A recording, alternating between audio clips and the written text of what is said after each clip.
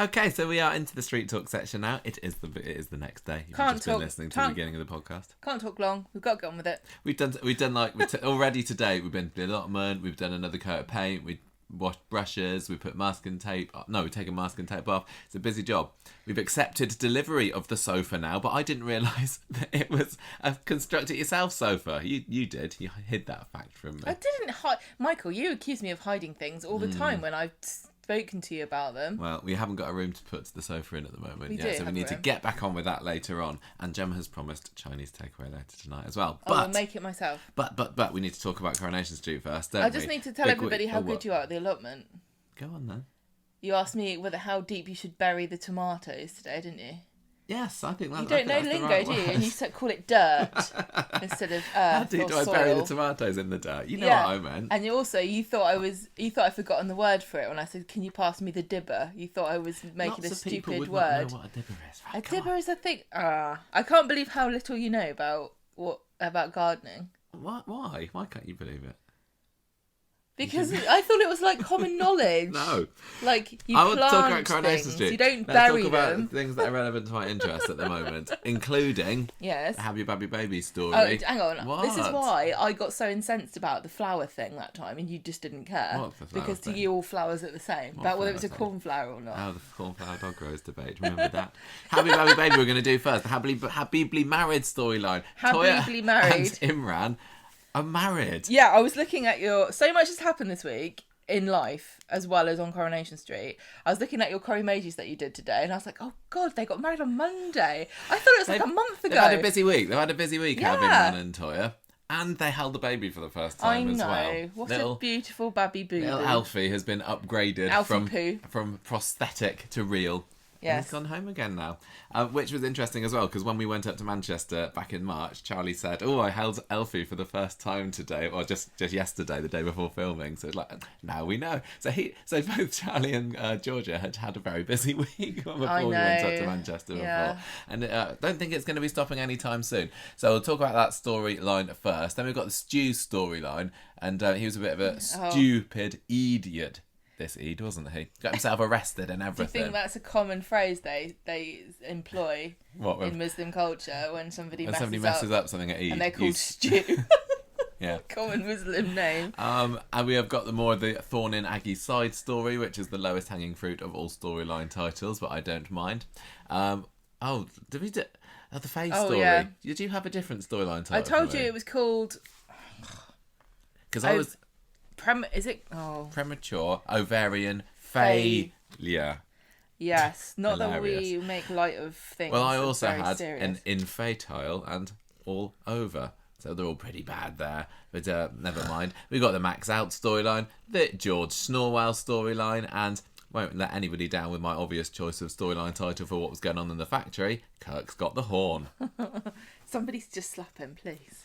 So, the wedding episode. Gemma, just like before we start, kind of general thoughts on this week. How are you feeling about how things are going for power couple Toyah and Imran? I can't believe I'm going to get in so much trouble. I think I'm going to get burned at the stake for my opinions. But I thought I pride myself on being fairly reasonable. But going online, you'd think that Toyah and Imran were like cutting babies out of people's wombs with rusty knives. The viewers have turned against them somewhat, haven't they? And haven't they? Yeah. They really, really have. I really can't believe it. It's really funny because last year when Abby was stalking Kelly and trying to intimidate her and stuff, everyone was like super, super down on her and saying that she was a terrible person. I was like, I was on her side because I hated Kelly. But now I'm like, I just can't. I don't fathom. I understand that mother's love is very important and that she loves her baby, but you can't, just because someone's very sad about something doesn't mean they get what they want, surely. And I understand that, yes, it's very important for a child to be with his mother, but also Imran is his dad. They've both got equal claim to him, I would say, Abby and Imran. I do know that there's a bias towards the mother in law and in society, and I can totally understand that. It makes sense to me. But Abby's just not very stable at the moment. And this week she's done two things that are glaringly obvious that she's got a very poor sense of judgment and is a bit erratic and therefore perhaps not the safest. It's not like everyone's deciding, should we take this baby off of Abby and just throw it away? It's, should the father or the mother have custody of the child at the moment? And I know that the court case was about, and there was a lie that went on there, which I don't agree with. But there were other things that were omitted from that court case that also would have swung in her favour, against her, to mean that she shouldn't have custody. She's not all there, is she? I love Abby. I think she's brilliant. I think she's fantastic, and I feel very sad for her. But how would you feel if you were Charlie or Lexi, who was voluntarily abandoned by her to go to live with someone else, and then you find out that she's fighting for custody of this baby that she didn't even know she was pregnant with? How rejected would you feel? Those poor two children. Yeah. If she genuinely thinks that she is a good parent, why is she not fighting for Lexi and Charlie now? I know that they've probably too late, isn't it? They've got, but you see what I mean? She's not in any better position now than she was before, because she's not with Kevin anymore, even though it looks like they're probably going to get back together. But she's a single parent. That's tough. Yeah. And it's a little baby, and I know that she's been loving him and hugging him and crying over him. But it's very different to have a baby in a hospital that you come and visit and you get to pet him on the head and then go home. Yeah, even in yesterday's episode, on Friday's episode, she was going to kidnap him, and like, what was she planning to do? Was she going to just go and live on the run somewhere, find another bedsit somewhere, living on the streets with Alfie? I don't know. But honestly, I'm not anti-Abby. I think there are no winners in this, and none of the people in this storyline are completely blameless and guilt-free. No, and everything. absolutely It just feels not. like, you're right, the internet has, go back 6 months, everybody hated Abby, didn't they? Yep. Everyone hated their guts. And I don't think everybody loves her or anything now, but the overwhelming support of Team Abby is quite it's something. Weird. It's honestly, I don't get it. And it's the crime that Imran's up to no good, yes. But Toyah, her crime is she wants a baby too much. And that's why Abby wants the baby. But Abby gave birth to the baby. I understand. I get it. I know that there's a very deep bond there. But Toyah wants that's the worst thing she's done. She wants the baby. And she can see that Abby's not stable. She wanted Ben to do whatever possible, Toyah had said a couple of weeks ago, although I don't think that she wanted him to do anything illegal like he ended up doing. So she was very determined to get this kid, but I don't think that she's been... I think that she's been villainised for no reason. Fairly reasonable compared to the other two. She stopped Abby from taking Alfie, partly because she was saying, you take him, I would love you to take him, because then you would never see him again. I'm going to stop you from making the biggest mistake of your life. We'll work with you. And she's not lying when she says that. I believe her 100%. She wants Abby to be part of Alfie's life, and who knows, at one point they might eventually agree to share custody with her. Yeah. But is that not the fairest thing? If it was possible to share custody, I don't understand why. I think people are being a bit sexist against men to say that, just because you're the mother, and if it's between the father and the mother should always win. With no regard whatsoever to the personal circumstances or history. There's no debating that to an outsider who doesn't know about, I guess the rocky romantic history between Imran and Toyah, that they would offer the most stable home. The thing is, okay, right, listen.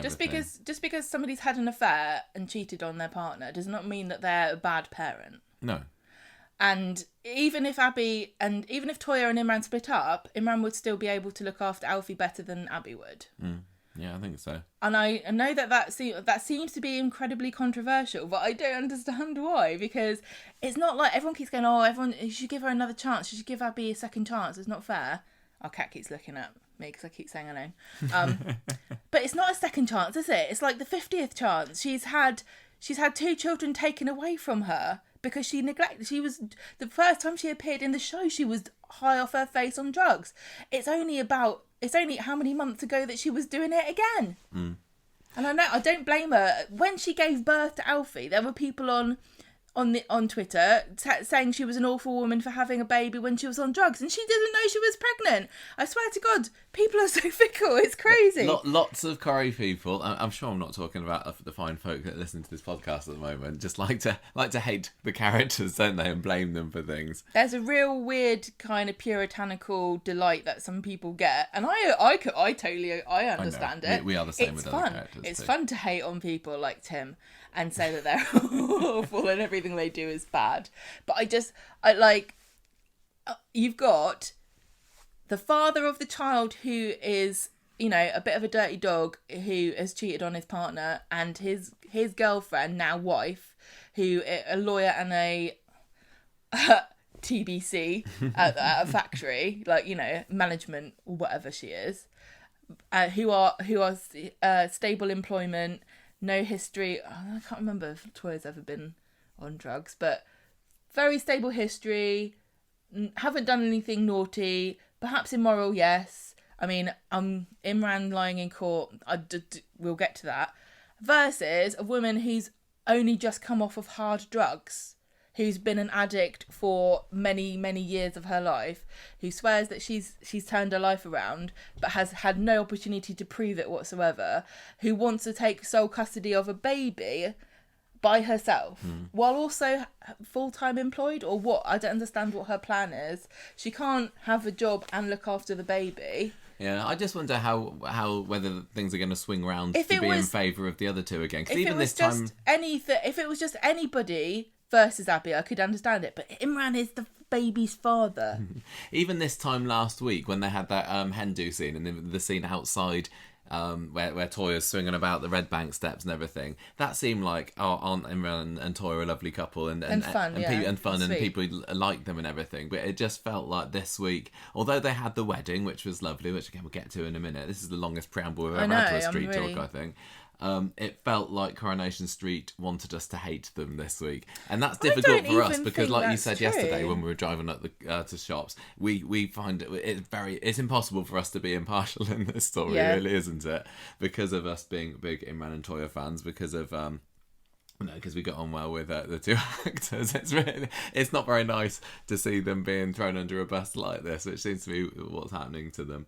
Okay, let's get on with seeing what happened then. We'll see what else gets thrown up. I know people feel really, really strongly about it, and I can only assume it's because they really like Abby and they think that she won't mess up, but I just don't think that is realistic. And I think it's that they're just seeing Toyah and seeing that she reeks of desperation at the moment, which she kind of does. Is that a crime though? It's not a crime to want a baby. That's what people seem really, really, really want to punish her. And the other thing, okay, right? Listen, it's all very well for you to say, "I'll give her a second chance." It's not fair, but it's a baby's life. If she messes up, the baby could die.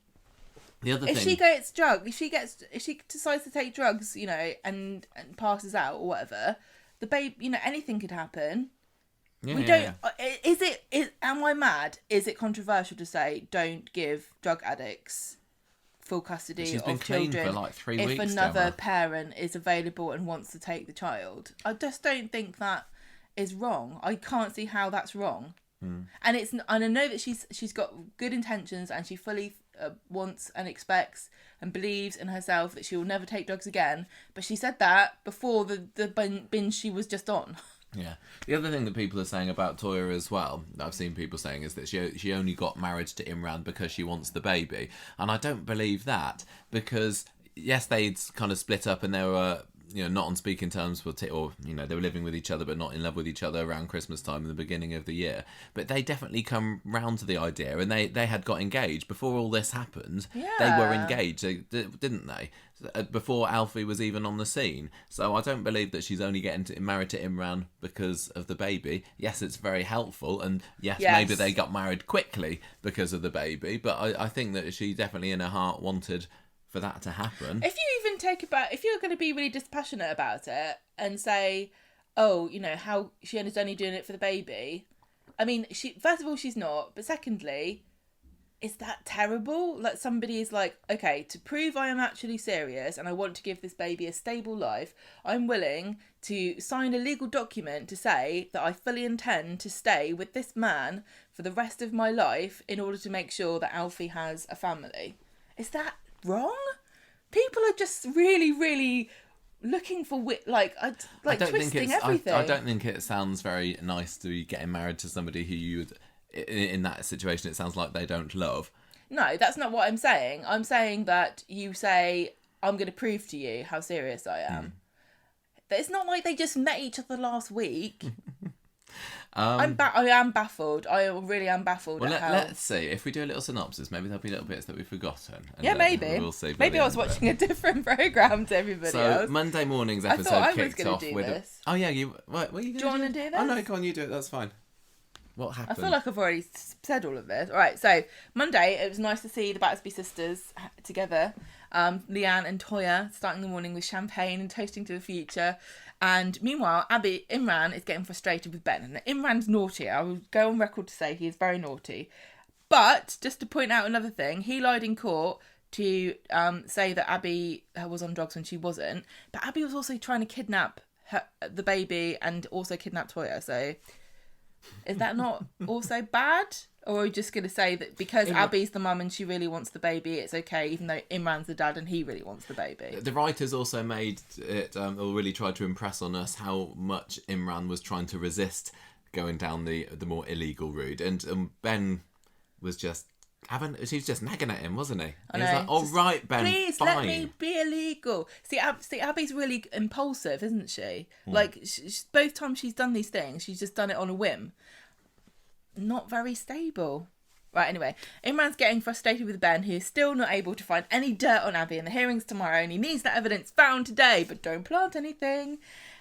And Adam turns up, and Imran pretends that he's just talking to Ben about somebody going through a messy divorce, which I think might be in his future. While Abby talks with Roy about her woes, Ben bumps into her, who's texting on his phone, and apologises and walks off. So they kind of clock each other, don't they? Roy goes to tell Kevin about Abby's barrister pulling out because of the money drying up. And he's like, oh, we have to support her. And because she wants to fight on, doesn't she? Even though she's not going to be able to. She has to get Elliot, yeah. I do feel really sorry for her, and I want her to be able to get Alfie. I think our listeners know that we're not anti-Abby. I'm not. We love Abby. I don't know. I think some people. I don't know whether people understand that. So I'm just going to explain. I really, really want Abby, and I wish that Abby was okay and she never did drugs again. And I believe that she believes that she can do it, but I just don't think that I would bet a baby's life on it at the moment. Not ready quite yet. And I think that Abby and Imran should share custody, but I don't know how practical that is with a baby and whether that would mess the baby up. You want to do what's best for the baby. Don't people want to do what's best for this baby? That's all I care about. You know me. I love babies and children. Give it to Faye and Craig to raise. Yeah, why not? She's all dried up. No. Roy leaves. Kevin sees Ben taking photos of Abby getting into a taxi to go off to her meeting. Now, that's a very good thing that Abby is doing. And once she gets a few more of those under her belt, then you can start taking her seriously, don't you think? Oh, yeah. It's all the results of her drugs tests and everything. It's hard, isn't it? Toyah comes in and she's got her dress on. Dress thoughts, Gemma. I really loved the cape. I thought it was lovely. I thought she looked really, really, really sweet. And again, this is not her first wedding. It's the first one that we've seen on screen. First one we've seen. It was the first time we've ever seen her wearing a wedding dress. I thought it was very appropriate, very ethereal, nice floaty white, with a little cape, like a little Victorian maid. It fit her style, definitely. I liked it. I thought she looked beautiful as well. I did as well, and I did enjoy most of the wedding stuff, but a lot of this week's episodes just left me with a really bad taste in my mouth. Mostly related to the wedding, and it's like, oh, I know they're getting married now, and I should be happy that one of my favourite couples is getting married, but Can I just tell you what? It's not feeling right, and it doesn't feel like it's going to last. And can I just tell you, this is like if you watched the Titanic at the beginning and you were happy for them to go on holiday. it's just like that. Oh, look at the lovely hats. Oh, they're going to have a great time on holiday. I can't wait for them. This is very much a monkey's paw wedding, this one. But yeah, looking lovely. And Imran, his suit as well. Oh, so dashing. We can't all pull off, what was it, mauve, purple? I don't know. Burgundy, Suits. I can't remember. Yeah, well done, Imran, for being able to pull that one off. Looking very smart. I would have expected nothing less. Boring grey, not for him. No way. Leanne asks if Toyah is getting married for the right reason, and Toyah says, I love Imran. Leanne says, well, he's a very lucky man. Oh, man. Ben starts trying to record Abby at the meeting, but Kevin bursts in and says, oh, he's a journalist, so his scarp is off. Imran and Adam are having a pre-wedding drink in the pub later when Abby comes in and lays into him for having her followed and chucks a drink at him and says, Toyah needs to know what kind of man she's marrying. And he says, oh, she knows exactly what kind of man I am. And Abby's like, does she? ... Question mark. There is a car with a big black funeral bow on it. That was stupid. I don't That was understand. completely That was unnecessary. weird. It's like, Tracy's only got one left of her funeral bows. Let's put it on. I get the symbolism. It's supposed to be like, this It's wedding. a bit It's a bit of a bad omen for the wedding, but it was a bit silly. I think if I was Toyah, I'd just be like, take it off. Yeah, I don't really give a crap if there's a plastic ribbon on my car. Honestly, it's fine. I'd get the bus. Toyah gets into the car. Abby runs up, gets in the front, and drives off with her in it. And Steve was supposed to drive her, so Steve's left there gurning. Tells Kevin. Leanne rings Steve, and he walks and tells her not to panic. Kevin calls Abby and says, don't do anything daft, just to get her to the wedding. Like, as if Abby has taken control of the car in order to make sure that Toyah definitely gets there on time. Right, so Abby's driving... Has she ever been a taxi driver? She just worked for streetcars. She was a valet. Oh, yeah, that's right, isn't she? Yeah. Yes, which is different from a valet. Yes. Abby pulls up... because we watched the Downton movie this weekend. Oh, yeah, it was good, wasn't it? Good, yeah. Not Downton Abbey, we're talking about now. We're talking about Coronation Street Abbey. Oh, my God! That's a Photoshop that was waiting to happen. fantastic. Downton Abbey, with just Abby just dressed up. In a frilly maid's outfit. I was imagining her as a flapper dowager. Oh, yeah. Okay, right. Abby pulls up the side of the road somewhere in the car and says, did you know that Imran was following me? And Toyah says, yes. And she says, what about the guys trying to record me at the meeting? And she says, I didn't know about that. And I believe Toyah all the way through this, honestly, is the innocent one who really is trying to do the best for Alfie, which is also maybe a bit selfish. It's but definitely some self-serving in there, but... But, she. I can't be too mad at her, though, because it's just... It's... Oh, we get it. I just really... I'm so baffled. I wish Abby was not crazy, but she is. She's just kidnapped Toyah and it's driving her away from where she's trying to get married. And I understand why she's doing it. She's trying to explain to Toyah that she's wrong and that Alfie belongs with Abby, not Toyah and Imran, and that Imran's actually a horrible person and that he's evil and mean. But also, Imran thinks he's doing this for the right reasons as well. Mm. Everybody's doing stuff that they sincerely believe is the right... Imran knows. Sometimes he does the look and it's like, what am I doing? Listen to this, though. I think he would be able to convince himself he's doing it for the right reasons because he has always thought that he's the good guy. Yes, but him being underhanded and sneaking around is I'll do anything for my child. Which if Abby did it, everyone would say, oh, isn't it lovely, the mother's love, or she's like a lioness fighting for her cub. But when Imran does it, it's like, oh, what a bastard. So Abby reminds Toyah, and I understand that also applies to what I'm thinking, but I'm saying they're both as bad as each other, so it cancels it out, and then you just have to go back to, well, then in that case, who is the best parent? Abby's 3 for 3 so far. So, right, so Toyah tells Abby that she thinks she is a danger to Alfie. And Abby reminds Toyah that she said people's past mistakes shouldn't define them. And Abby promises she's changed and she's put the past behind her. She says, you're clearly only getting married to get my son off me. And Imran's using you. And Toyah says, we love each other. And looks a bit like, we definitely, maybe, probably do love each other, but I'd be. There are a few looks that Toyah gives during the week that seem like she's not completely certain about it, but everyone gets cold feet a little bit on their wedding day, don't they? Although I didn't. What, didn't you? Oh, thanks. That's nice to know. No, I didn't either. I'm just saying. You make it sound like you did. No, I just said, why wouldn't you? You were getting married to me. You cut your foot. I have cut my foot, yeah. No, there were a few moments where she looked a bit dodgy, and it did still lead me to think at some point that I was really wondering, because at the end of this conversation, Abby says, "Look, if you're not completely convinced, you shouldn't be agreeing to spend your life with the rest of this guy." And throughout the rest of your life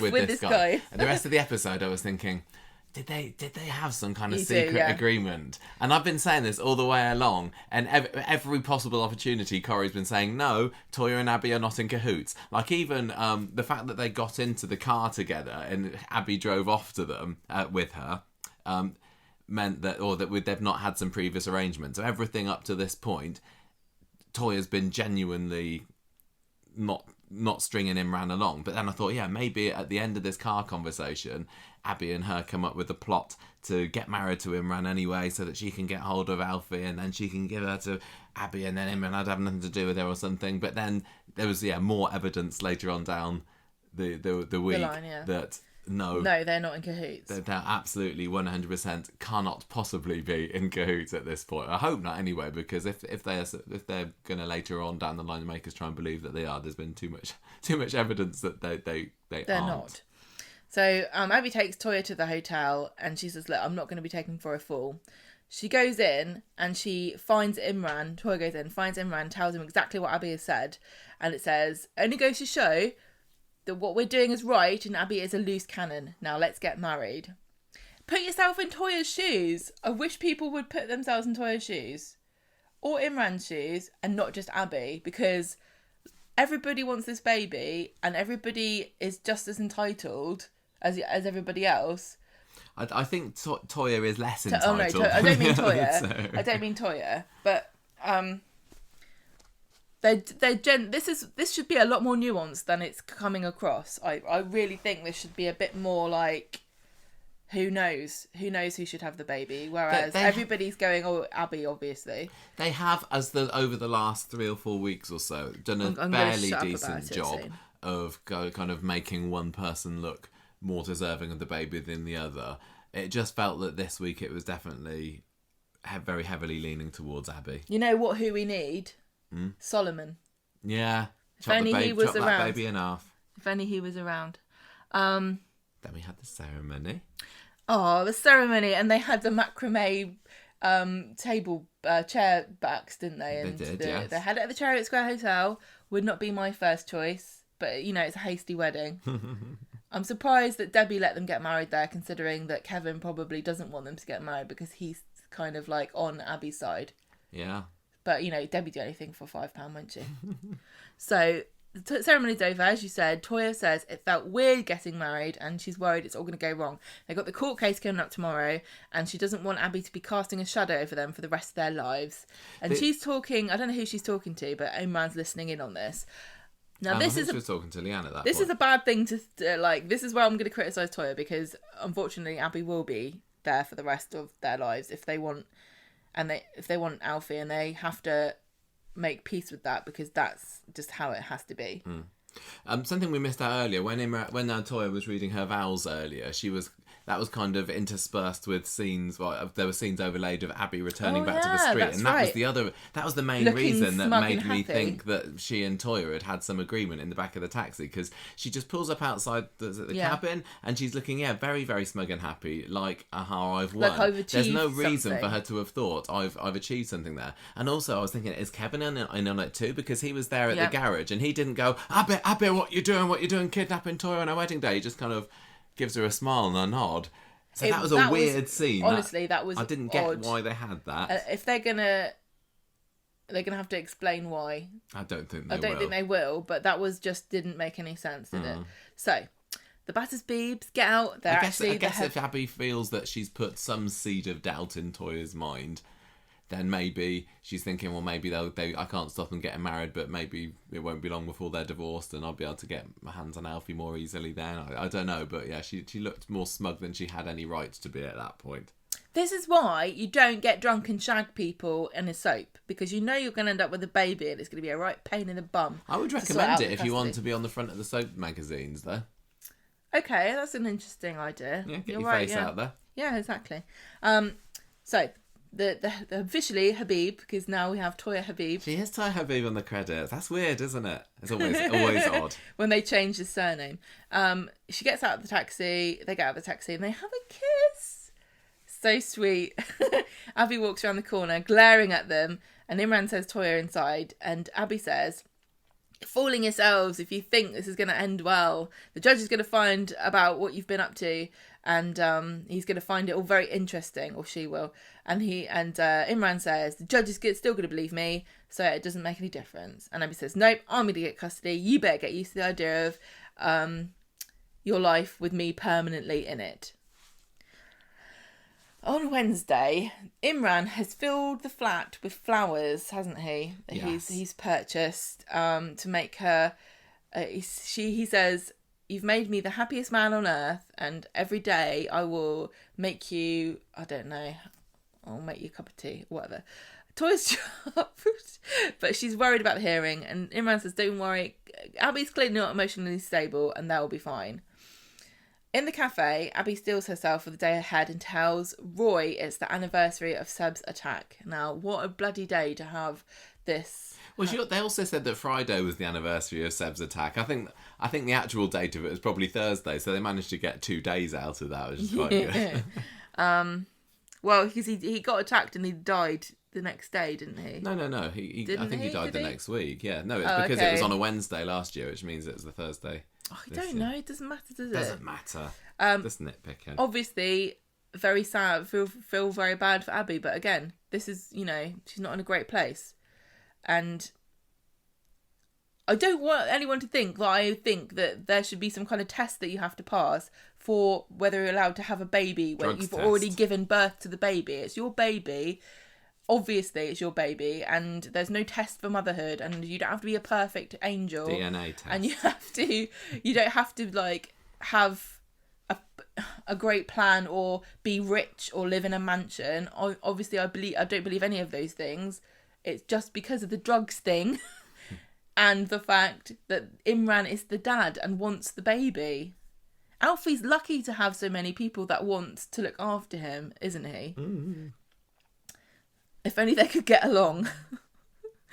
So Abby's upset, and Kelly's listening in because she hasn't realised, because she's a horrible cow. I just inferred that she hadn't realised. Or maybe she said. Well, I don't know. Well, she kind of sidles in, doesn't she? She comes out. Well, Abby tells Roy she's not feeling very hopeful about this, and she should really be worried, because I don't understand why. Or did they bring it up that Abby kidnapped Toyah? I think it was kind of just swept under the carpet. Abby managed to get right away with doing that. If I was them two, I'd be reporting her to the police for that, just to I really put the boot in a little bit. I mean, is it not a crime to kidnap people? I think in somebody else's car as well. Why didn't Steve do anything about her? It's because she's really sad because it's her baby, so you're allowed to do anything you like. But if you're a man and you do anything, then you're the devil himself. So, Kelly wishes Abby good luck, and Abby tells her that Imran's having her followed, and I was thinking, oh, who does this remind me of, following people around, making them feel bad about themselves? She tells her about the morphine, and Kelly blames herself because Abby took the morphine from Kelly. Let's just remind ourselves, Kelly had Laura's morphine from she died, so all the first stuff went to her. She had the morphine and she was sad about her mum. I bequeath you my morphine. Shut up, Michael. You put me off. Yeah, Kelly had the morphine in Victoria Gardens, didn't she was sad about her mum and she was going to take it, and Abby came over and was like, drugs aren't the answer. I know that drugs aren't the answer. Give it to me. Then she took it home and told Imran that she pulled it out in Victoria Gardens, but she actually hadn't, and so he didn't trust her. What am I turning this about? Oh yeah, and then so it's Kelly's fault that she had the morphine. Yeah. And I am going to put a bit of a question mark behind this, because Abby says that she brought it home to pour it away, but she could have poured it away before she took it home, and it really is not a good idea if you're a drug addict to have any kind of temptation at all. No. I think that she's kidding herself a little bit there, but you want to give her the benefit of the doubt, feel free. Kelly says she's going to talk to Imran because she was obviously very briefly their foster daughter, and so she thinks maybe she's got some influence. But when she speaks to him, he stands his ground, and Kelly's really disappointed, and she's surprised at how callous he's being, because she's like, oh, it's the anniversary of Seb's death, and he's like, I don't care. It's got nothing to do with me. You're not the Imran that I once knew, is what she's probably thinking. Abby is stunned when Elliot, the solicitor, turns up and says, I'm back working for you again. Somebody's paid me, but I'm not allowed to tell you who it is. Who could it be? I don't think anything else happens with that, because it's obviously Kelly, isn't it? Well, Kelly snuck off with a duffel bag of cash. Yeah. Just the other week, and we didn't know where she'd gone or what she was up to. But now it seems obvious that it's Kelly that's paid this off. I think this is I really honestly think this is why is she doing this? She feels a debt to Abby. She's even though she wasn't the one that kicked Seb to death, she still feels some kind of guilt for it, and she thinks she didn't. We're not going back to that. Legally speaking, she so she's feeling like she'd do whatever she can to make up. But the thing, I totally get that, but I don't understand why there's absolutely no loyalty whatsoever with Toyah and Imran, or like she knows what they're like as parents. She was their foster daughter. She must surely understand that Toyah and Imran aren't like sleeping on the fact that they would be good parents. They're not. They're not like full of bravado. They literally would be great parents. Yeah. So I don't know why you would not even speak to them about it. It just seems a bit disloyal to just go and give somebody else money to fight. It's a waste of money in the end anyway. Well, she didn't get the baby. I think she's going to carry on fighting, and I support her. I think that she should continue to prove herself worthy of being able to look after him. And I think she probably could do it, but I just don't think that she, at the moment, during a week where she tries to kidnap 2 people, is the best time. Later on, Abby sees Dean sneaking around. Now, Dean's the guy that she was doing drugs with not that long ago. Off of the photo of Jack. Yes. I couldn't remember who it was. And let's also not forget that just literally how many months, 6 months, 7, what it was, she was trying to adopt Jack. Does she care about Jack anymore? She mentioned him once. No, she obviously gave up on that. That was her dream. Now she doesn't care. She's just got. But I guess had other things like having a baby that have got in the way of that. We could probably say the same thing about Toyah and Imran and Elsie. I know Elsie hasn't had a look in since any of this. And, Elsie who? And also they haven't said to Kelly like, you want to come back with us or anything. That's also a bit weird. It's just this new baby, isn't it? Everyone likes a new baby. It's because of that new baby smell. Is that all Abby wants to do? Just sniff his head. Yeah. Right, Abby. She could take cocaine off the top of the baby's head. No. Right, so Dean was the one that she was doing drugs with when she was pregnant, and he dumped her by the side of the road. He was let out of jail where he has been, and he wants some money off of her because he says, if you don't give me the money, I will tell people you tried to get drugs off me.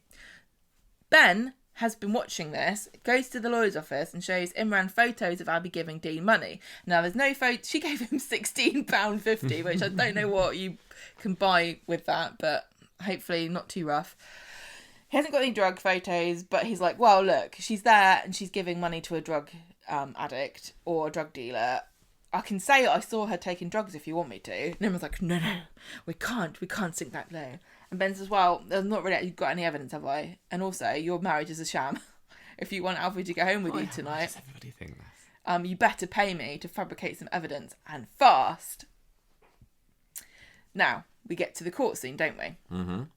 And Elliot's doing a very good job of bigging Abby up, whilst at the same time dropping Imran in it by saying that he's had Abby followed and reminding the court that originally Imran lied about being Alfie's dad. Now, he just didn't tell the truth. He just kept. He's like, I don't know. I mean, plausible deniability says that if you're a man, you're not always completely sure. The judge is quite impressed with Abby, isn't she? But Imran's like, listen, doesn't give me any pleasure to tell you this, but guess what? Abby's a massive druggie still. And here's some pictures. So high and mighty, wasn't he? He's like, it gives me no pleasure to say this to you, Your Honour. I am burdened with having to speak the truth. Yeah. I mean, I'm the first person to admire Abby. I shagged her last year, but I just can't stand behind saying that she was a good mother, because here's some photos and here's Ben, the evil man who watched it happen. And Toyah's like, what is happening here? Ben tells his story, which is a story. It's all a bunch of lies. And everyone's like, again, I don't like doing this and I want Abby to get help, which was really... just like, here's the knife, I'm just going to twist it a little bit and a little bit more. I hope she can get the support she needs. And the judge is like, oh my God, you've had her followed? That's really low. That's very bad. You should remember your legal training. You're very unethical and naughty. But I'm going to agree with you anyway. Alfie's got to go home with you and Toyah when he's discharged from hospital, and Abby can have weekly visits. Abby's gutted. And Imran gives a smile of relief, and then Toyah's like, hooray. I've won at what cost? That is a bit of a hollow victory for Toyah there, isn't it? The thing is... I wonder whether Abby's going to have these weekly visits, because it feels like she's not even going to want to step foot in their flat. I think she will for Alfie. It wasn't that long ago that Imran was trying to get Abby custody of Alfie using all of his power and convincing, and he was on her side, but she only just got Alfie taken away from her. So I don't understand what has really changed in such a short amount of time that Abby thinks that she is now more worthy than she was before. Nothing's changed. She's just had more time between. Wasn't long ago, was it? It was, 4 weeks or so? She's just not taken any drugs then? It feels... Yeah. And it's not like the judge went, right, if you can go without drugs for a month, you can have a baby. I don't understand why this has come back up again. No. What has changed? Nothing's changed. But I don't agree with Imran being a liar. Elliot tells Abby that for now they need to respect the decision of the court, and you mustn't let this make you spiral. Because you'll be proving everybody right, won't you? Because, I mean, it's all very well saying, oh, she's only sad because she can't have her baby. But what if Alfie gets sick again? What if he has health struggles because of the drugs that she took? What if he just happens to be a sickly baby? What if she doesn't have any money? What if she gets evicted? What if all these other things happen? What if she can't afford a bloody heating bill like most people are going to have trouble with this October? What about all these things that are going to be challenges? She has to be warned to not take drugs every single time something goes bad. Imran and Toyah go to the hospital to see the baby. Imran's just happy. He thinks he's the cat who's got the cream. He thinks everything's rosy and he's won and that's the end of it. And but it doesn't feel like mwahaha sort of. He's not like a crowing villain at this point, is he? He's just generally super happy. And he's done all these things because he genuinely thinks that Alfie would not be better off with Abby, but also he wants the baby too because he's the dad, as I keep saying. There is also the relief for the fact that 6 months ago he was thinking, I pretty much, it's over between me and Toyah, I'm going to have to move out and everything. He's got his bird back, he's got his baby, he's got everything he ever wanted, but he's kind of living in a bit of a cloud cuckoo land, isn't he? Because no matter what happens, he's going to have Abby there all the time. Toyah's hesitant and she's worried, rightfully so, because she's got no claim at all on this baby, saying, what if I get close to him and then he gets taken away? And Imran says, look, I found the evidence and a story, stop thinking about Abby, trust me, Alfie's not going anywhere. So then Toyah kind of lets her defences down a bit and goes over to Alfie. And I feel really bad for her because you know this is going to end with her not having this baby. And this is going to be the second time that she's thought this is like, how many times now? She stole Eva's baby. Then she had baby Mason Christmas before last. Then she had Kelly, admittedly not very cute as far as babies go, because she's got too long of a body. And then she had Elsie. Yeah, with all of those ones, though, I don't think that she ever really, really, truly believed that she was definitely going to keep them. I think maybe Elsie had the biggest There was a moment chance. when she thought that she was going to have Elsie forever, and that was it. And so I don't know what is going to happen to her when they inevitably take Alfie. Please. Give her a baseball bat and smash up the street. And I just wish people were a bit more... It seems as though there's sympathy for women who are infertile up to a certain point. And then suddenly it all goes out the window. What about Faye? Do we care about Faye? She can't have children. Is she not allowed to touch a baby again in case she goes mad and starts trying to snatch it? Back at number 13, poor old Abby. She cannot sit still. She wants to go and see Alfie, so she goes to the hospital and she cries over him, telling him he has to live with Toyah. It's just really funny to so you've got to go and live with Toyah, and she likes chintz and vegetables.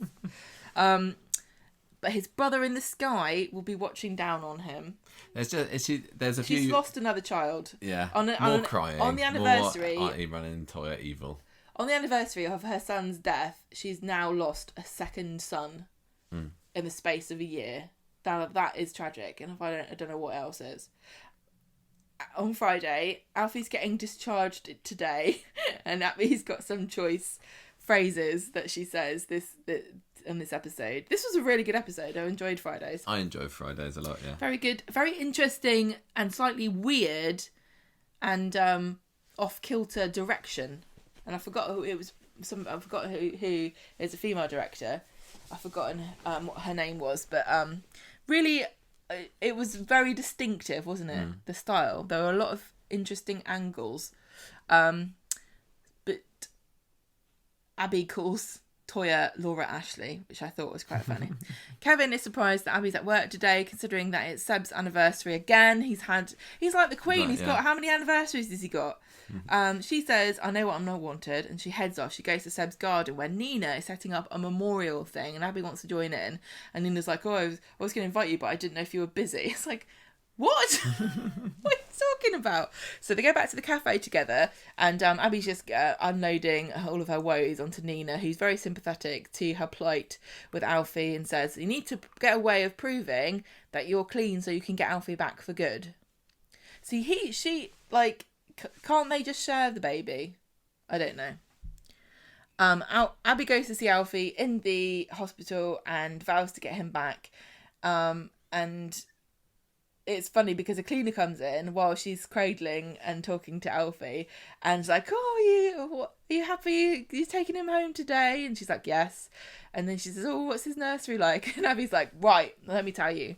It's got elephants having tea. It's yellow. There's a unicorn mobile. It's lovely plush carpet. Beautiful. I thought that was a lovely moment because she's obviously been imagining what her perfect. I don't think she will. No, she hasn't been imagining it, because she says yellow when she's looking at the cleaner because the bin was yellow. That's right.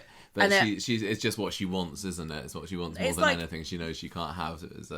I thought it was incredibly sweet. It was a fantasy that she created, and it sounds idyllic. And maybe when she gets Alfie, that's the other thing. I think my sympathy for her is not as much as I have for Imran and Toyah, because I know inevitably she's going to end up with the baby anyway. Yeah. So I don't feel too bad for her. Yeah, under no illusions here. Abby is going to get this baby. Abby's going to get the baby. Pretty sure. But the question is, will she do a yellow mural with elephants drinking tea on it? Will she just go and do some drugs to celebrate getting him? Yeah, come on, Alfie! Baby's first cocaine. No, that's bad. Don't say that. So the lady goes off, and Abby decides that she's going to steal Alfie. And she goes to the door, and in comes Toyah. In comes Toyah with her psychic powers. Abby, what are you doing? I'm standing here with a baby. She's literally just standing there in the middle, yet somehow Toyah knew what she was planning to do. I think it's because she looks a bit shifty. Maybe. And it's because she put Alfie in a bag that said swag on it, which I think was appropriate. Toyah says, put him down, let's talk about this, let's go for a coffee. Abby calls her patronising, and she says, you'll never be Alfie's mum. I don't want you anywhere near me. So they argue, Abby refusing to put the baby down, and Toyah says, if you try to escape, you're going to end up in massive trouble. Actually, if you give him to me, you'll be guaranteed to still be involved in his life, I swear. And then eventually, and she says all that stuff I was saying earlier, like, if you take him now, that would suit me quite well, because you'll never get your hands on him again. So listen to me and put him down. And I think that helped her come to her senses. Yeah, because it wasn't long after that she goes and puts him back in the crib. Again, yeah. Imran comes in, and here's the end of this conversation about Abby going, well, maybe I won't snatch him for now. I like it. Imran immediately launches into a massive tirade about her, and Toyah's look on her face is like, don't ruin this. Yeah, they start fighting with each other. Imran and Abby start fighting, and Toyah's like, shut up, you're scaring the baby. She picks him up, and Abby's like, it's not your baby, stop trying to control me, and pick the baby up, leave the baby alone. But Toyah is right, they should not be shouting next to the baby because he's only little. But anyway, Abby has to leave. Yeah, she's back at home. Toyah and Imran have got Alfie back at home. They're besotted. Toyah is like, are you sure, absolutely sure, that Ben definitely saw Abby getting drugs? And Imran's like, yes, definitely, it really happened. So, God. Abby turns up at this vigil. She's not on time. They're all like, oh, we didn't really have any plans. It's Tanisha Gorey. Who else is there? Molly Gallagher. What's the character?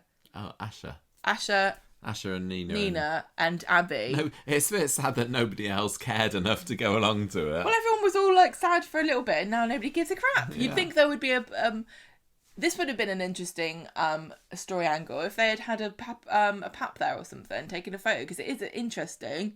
It's something that people would want to read about in the paper, and then have, poor mother's had her baby stolen off of her by an evil ex-counsellor and is her horrible lawyer husband. She could get people on her side like that. But anyway, she's like trying to, she sort of kneels down in front of Seb's photo and starts trying to apologise to him and says she feels bad about everything. But then she starts crying about Alfie. Because, like I said, she's got 2 kids now that have gone.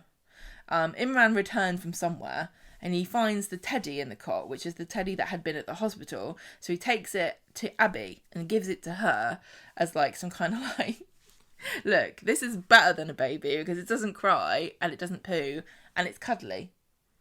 I saw some people. There was one person that got in touch with us and said whether it like had a spy cam in, and I never thought that, and I still don't. But that would have been quite an interesting angle as well, because Imran is so determined to find out whether Abby's using. If he had a little nanny cam in there where he could have seen if she was taking drugs, that would have been quite cool. Or maybe there is some drugs planted inside the teddy bear. Could be a little bag or something. I never thought about that. Well, he picks I don't know how he would then like. Yeah, it can't be a camera in the teddy because the teddy was in the hospital, so it's not a camera. No, but he could have done a bit of. He can't. He didn't know have. Where would he put the camera hole? I don't know. He's just got 2 perfectly matching teddy bear eyes that he can replace. He really wants to keep that baby and make Abby look like she's a druggie. Yeah, but he's kind of already proven his point, hasn't he? What else does he need to do at this point? He doesn't really need to do anything else. He just wants to kick her when she's down. But if he gave her this teddy with a bit of cannabis stashed up its bum or something, and then when he goes round there to what's this? What's this in the You've got some drugs in here. That's not very good. That would be interesting. That would be very underhanded. It depends whether he thinks he's kind of turned to the dark side and got away with it, so he thinks he can do it again now, maybe, or whether he truly is a moral person that he thinks that he is, and he goes, well, Ben really tried to convince me I will never do anything again like that again. I don't know. I think if the roles were reversed and Abby lied or did something in court to stitch Imran and Toyah up to say that they had done something they hadn't done to keep the baby, everyone would giving her a round of applause. Maybe. I genuinely think... It all depends on how the script and the direction would play it. Yeah, I guess so. Right, so there's a late night scene. Imran and Toyah, they're comforting. Alfie's been crying, but they're still like happy, and And Imran goes to reach for the teddy bear, and he remembers that he gave it to Abby. That was a weird scene. That was weird. He reaches into the cot where there's a little gap, and then he's like, "Oh yes," and the camera kind of zooms slowly into him, going, I didn't really get what the point of that was. That's why it kind of feels like there's something more to him giving her the teddy bear. Maybe. But if you planted drugs in it, you would be like, "Oh yeah, that's right. This is the drug teddy. It's not here anymore."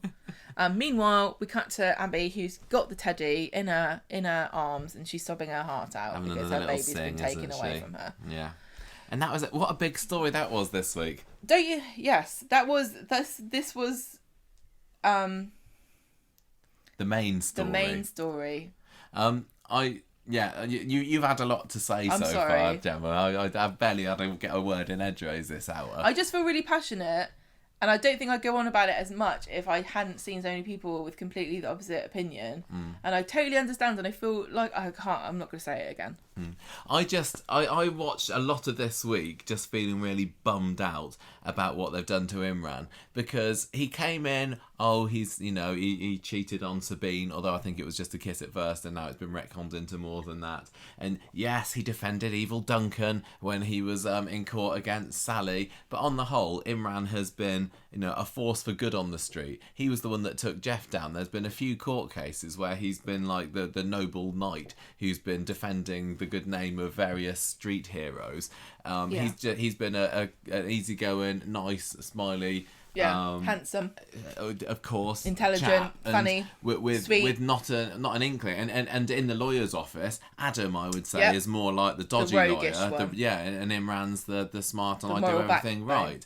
And I just think they've absolutely thrown him under the bus. I mean, this story, but this week, and it felt bad enough when he had that one night stand last year. But Toyah eventually forgave him for that, so maybe we could as well. But I'm just really, really sad that they've made him villainous now, and I wonder, is this it for him? Is he a bad guy now, or are we gonna be feeling sorry for him again or something later? I don't know. I really hope so, because if it just stays with him being a baddie now. And it's not like he's not like a moustache twisting Jeff Phelan kind of baddie, did he? But he's definitely crossed the line. And he's now very, very morally grey, where he wasn't before. And he's tricking Toyah because he hasn't told her about the fact that Ben made up the evidence with the drugs. And I mean, she's been so about the honesty, hasn't she, all this time? Like, no more secrets. No more secrets. No more secrets. You didn't tell me it was Abby. You didn't tell me this. And you just know that she's going to find out that he knew that Ben made up the evidence. I don't know how particularly. I mean, Ben will say, "Well, I want my money." Ben could try to blackmail Imran, or Dean could come back onto the street. It'd be very easy for the whole truth to come out about it. Toyah's going to say, "I can't believe you lied to me," but then what's she going to do? Is she couldn't just turn around at this point, because she is married to him, and she can't say, "Well, because she wants the baby," and I think she'd know that she doesn't really have any right to keep the baby just for herself if she finds out the truth about him. No. I don't know, but yeah, the fact that he's still lying to her, it just doesn't sit right with me, and it's just made me feel really sad this week, a bit like the whole wedding stuff, the fact that there was a bit of a shadow, a bit of a dark cloud hanging over it, and as well the wedding ceremony itself, although it was it was very pretty and everything, I was a bit. Where else could they have gone other than Chariot Square with a bistro? It's just a bit boring, isn't it? It's a shame that some of our favourite characters didn't get a more unique or interesting wedding value. But I never thought they'd get that far. I didn't think we'd ever get to see Toyah, and I was literally saying that just a few weeks ago. We literally were. 3 weeks ago, I remember we were chatting about it and saying, "Oh, we're never going to see Toyah in a veil." But so it's come out of nowhere. But no, so that was nice, but it did feel very much like. And this ties into what I was saying in the bonus podcast this week. A soap wedding should be a big event, and like the whole episode should be dedicated to the wedding and people coming in and maybe having a little bit of stories at the same time. But when there's a soap wedding, that should be the centerpiece for the episode, and this just didn't feel like it. It felt like it wasn't a story about them getting married. It was a story about the Alfie custody, and this little wedding. A couple of scenes for the wedding were just Yeah, I agree. A semi-important point for it. Yeah. So that's why it's a bit of a monkey's paw wish. Yes, they're married, hurrah, but it feels like a bit hollow. And they didn't give it the attention or the time that I would have wanted. Yeah. So I just felt very bummed out for a lot of the week, and Friday's episode did improve it a little bit. Not that Imran came across as any better on that in any way, but I just thought that the script was better and some of the stories were better in yesterday's episode. I just think that it's a common refrain that you hear parents saying, I will do anything for my kids, and I totally understand that. I can only imagine, but what I can imagine, the bond between a parent and a child is like no other, and they're your whole world, and you don't care about anybody else as much as you care about this child, and you would do anything. So Imran lying in court because he wants to protect his son and also keep him makes total sense to me. It does, but there's clearly we're not supposed to be thinking, oh, good on you, Imran, you did it for your kid. He's going to get found out. He's going to get struck off. What? I'm just saying I do think there's more sympathy for women who do immoral things for their children's benefit than Imran's getting. Well, the fact that Abby completely got away with kidnapping Toyah earlier, like we said, is certainly testament to that. And I don't agree with what he did, but if you were literally, and if it were, the thing is, even if it only boiled down to, I want my own I want my baby, I want to have my baby, and I don't want her to have the baby because I want the baby. Even if it just boiled down to that, it would be understandable. But it's not just that, is it? It's, I don't want this drug addict to have my baby because I'm scared of what she might do. I wonder whether, even if he hadn't had that evidence fabricated, whether they would have got it anyway. I honestly think that they would have, and if they hadn't, they could have mentioned the other things that she's done, like kidnapping Toyah and trying to kidnap Alfie. I don't know what she was thinking. I know that she didn't do it in the end because Toyah stopped her, but who knows whether she would have actually gone through with it. Would people have been sympathetic then? Would they have been on Abby's side if she went on the run with the baby? What did she think she was going to do? I understand the impulses, but I just think that just because you're really sad about something doesn't mean that you should be allowed to Do you think there's any chance that because Abby's so down in the dumps about everything now that she will go back to drugs? The thing is, if she does, then everyone will blame Toyah and Imran and not Abby. Yeah, they will do. They'll say it was their fault because they made her really, really sad. Even though it looks like there's possibly no coming back for Imran about this, I hope that Toyah is able to turn around in the viewers' favour. Future-proofing her by not letting her find out what he's up to. If she does find out about it, then would she dob him in? Would that redeem her in the eyes of viewers? If she finds out and then she doesn't do anything, that's like, well, bye Toyah. No one's ever going to forgive you for this. But if she doesn't do anything, it'd just be because she would think that she would lose the baby if she did.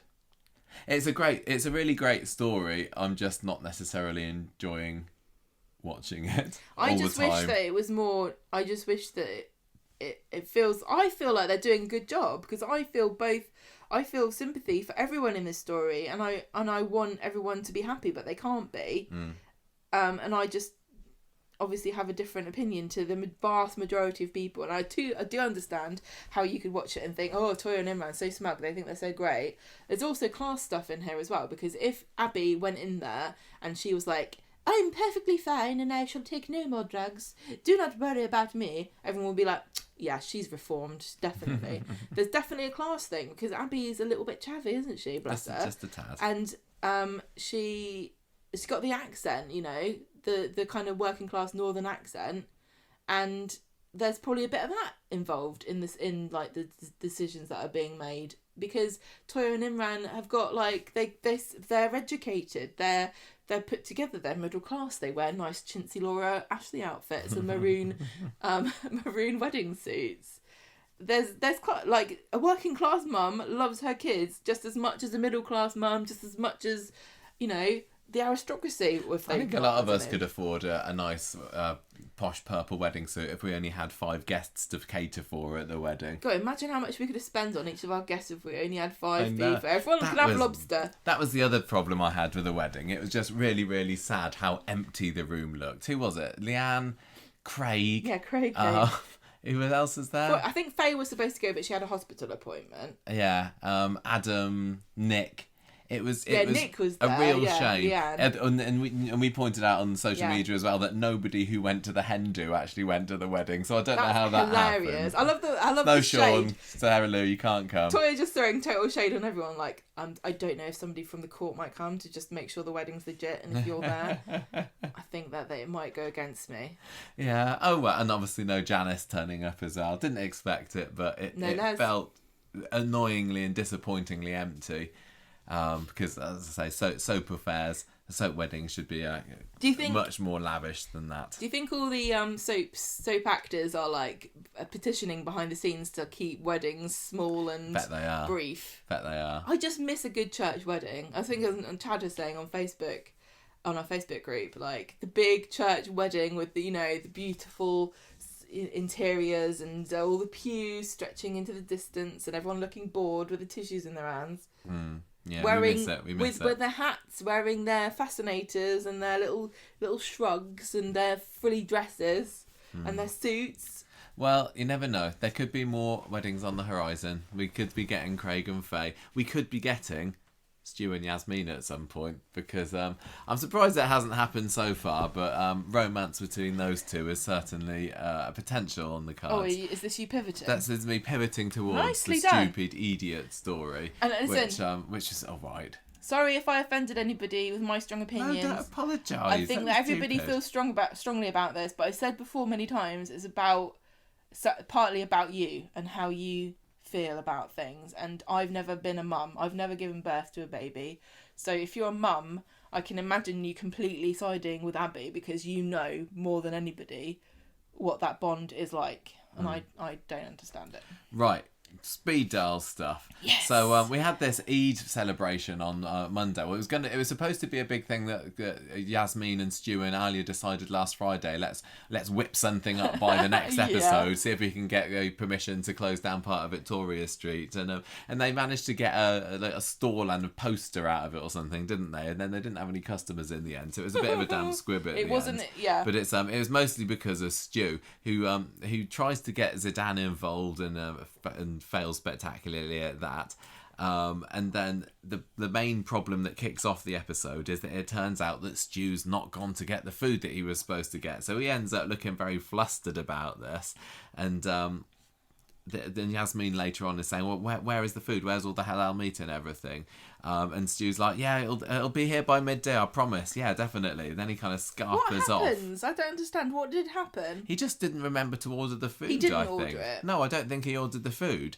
And then so he has Why? he says, look, he says to, I can't remember who he's talking to, Kelly maybe. He says, I need to go to the halal wholesalers in Stockport. And this is what we saw again when we went to the set filming, the set tour. They had this corrugated iron warehouse with a big red sign set up in the Coronation Street staff car park. So that's the same car park that they use for the hospital and Freshco's. Yeah. And just temporarily this halal wholesalers was set up there. Don't trust any hospital that also is a supermarket. It's pretty cool that they set it up for just one episode. The fact that it's in Stockport probably makes me think that they're not going to be using it again. So no, exactly. That's what I thought. Good job. But anyway, who did he go with? He goes with Ken, doesn't he? Ken's driving him there. And when they get there, it's all locked up because, oh no, it's a bank holiday Monday. What are we going to do here? Do you think that why did Stu get Ken to go with him?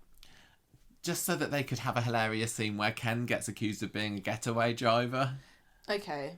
I just wondered whether maybe Stu, can't drive. Maybe he's, what was he in prison for? Oh, yeah, that's a very good point, actually. He didn't necessarily need someone, did he? No, he could have gone by himself. Maybe he's lonely. Maybe he's like you and me. I'm not going. You come with me. Yeah. He goes around the back. Maybe he's, had a DUI or he was in a crash and killed somebody. drunk driving or something. Yes, because he goes around the back to try and get into the place, but before long he's been carted off by a policeman for accusing him of trying to break in. Policemen love hanging around. Ken is told that he's a getaway driver. Hello, they take them back to the police station. For some reason, they just rather than going to Stockport's police station, they go to Weatherfield. They like to go to his local, which is very considerate, so he doesn't have to very far to go home. Maybe afterwards. It's like Bethlehem, where you had to go there because you were born there. Yeah, maybe that's how it works. So the Nazirs, meanwhile, are still on the street wondering where the heck Stu's got to, and they end up having to pack away because they haven't got any food. Zidane comes along though, saves the day by saying, "I'm going to go and get some meat and veggies from Debbie's from the bistro." What? Why? Okay. Why is Debbie stock halal meat? No, she didn't. I don't think there was any. He's like, I don't care. No, he's going to do a veggie curry. I know it's Eid, but who's counting? Ken comes along and says what's been going on with Stu, who eventually gets let out because Yasmeen's been along to the police station and corroborated his story. He was still trying to break in, and the policeman's like, "Oh, so your boss told you not to come back until you get the meat?" Well, that makes perfect sense. I just imagine if, like, you know, if they arrest an assassin. Oh, somebody told you to shoot this person, did they? Fine, I'll let you off. Oh, you've got a receipt, okay. Yeah, but maybe they just don't want some paperwork on Bank Holiday Monday. I don't think this would go down very well if we arrested somebody for getting food for Eid. Is this a bad PR move? If the Weatherfield reporter finds out about this, are we going to be in trouble? Is it like telling somebody off for stealing a turkey at Christmas? He gets let off, but we all know do get the information drop that he has not been out of jail for long. So they don't go any further into this week, do they? So we're kind of left with the question of, what is it that Stu's? What's he been in jail for? Could it have been something to do with his driving? Possibly. Can I just ask another question?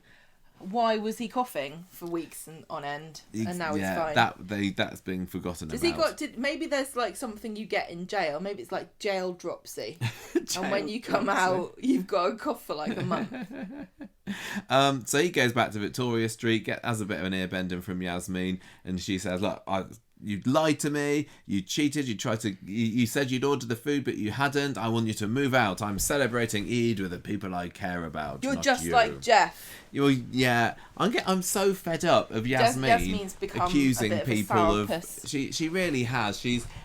There's only so long that you can have sympathy for someone, and I know she had, a year and a half, 2 years worth of coercive control. Well, the character's just like she gets on my wick now a little bit. Unfortunately, she's just constantly saying, "Oh, you're like Jeff, you lied." Everybody who has been in a scene with Yasmeen has been accused of being like Jeff, and again, yes, in real life she probably would do, but it's not particularly fun to watch as a viewer. Years. I mean, think about what Elaine was like. Elaine had left Jeff years before. I know. And she came into the show like a quivering rabbit. Exactly. But I hope we get old Yasmeen back. Anyway, so Wednesday, Stu spent the night over in number 1. Tracy goes into the loo and finds him having a fag on the loo there, doesn't she? Not that we see it. It was one of those scenes where people describe it, I'd rather they'd shown it. Our overseas friends know this, but he's saying smoking a cigarette. Of course. So... After a lovely hearty veggie breakfast and a chat with Ken says to Stu, "Look, maybe you should apologise to Yasmeen." So Stu says, "Look, I've got an idea, right?" So he comes into Speed Dial later with his guitar and sings an apology song that Ken's helped pen for him. I enjoyed this. I can't remember any of it now apart from Ken name drops himself. That's such a Ken move, isn't it? It is, isn't it? I will write you a song, but I'm going to make sure everyone knew it was me that did it. Yeah, that was like in the early 2000s when you had... I don't know whether you even noticed this, but do you remember the R&B producer Darkchild? And there was these set of R&B songs that would go, "Darkchild," in it. And that's like Ken. Well, he's the dark child of the street. There's loads of songs like that. Like Lady Gaga does it sometimes. Oh, she says her name at the beginning of the song. Yeah. I suppose it's like a painter doing a signature. Yeah. Anyway, it doesn't work on Yasmeen. She is not impressed with this song. Tells him to do one and says, "This whole affair has reminded me how similar to Jeff you are." Yeah. So Stu begs Yasmeen to hear him out. Stop being such a miserable old bitch. He says, "I'm nothing like Jeff. Nope. Too tough. Get out, Stu. Off you go." And she says to Yasmeen, Alia, can you believe that man? And Alia says, yes, I can, actually. She tries to convince Yasmeen. No good, though. And Yasmeen says, look, Yasmeen says, if you want to move back, Alia, you can. One thing Stu did do was make me see how good you are to me. Why was she mad at them again? It was just over the Hashim business, I think. Oh, they killed a man. Yeah. Okay, I remember. And the whole money laundering element of it as well.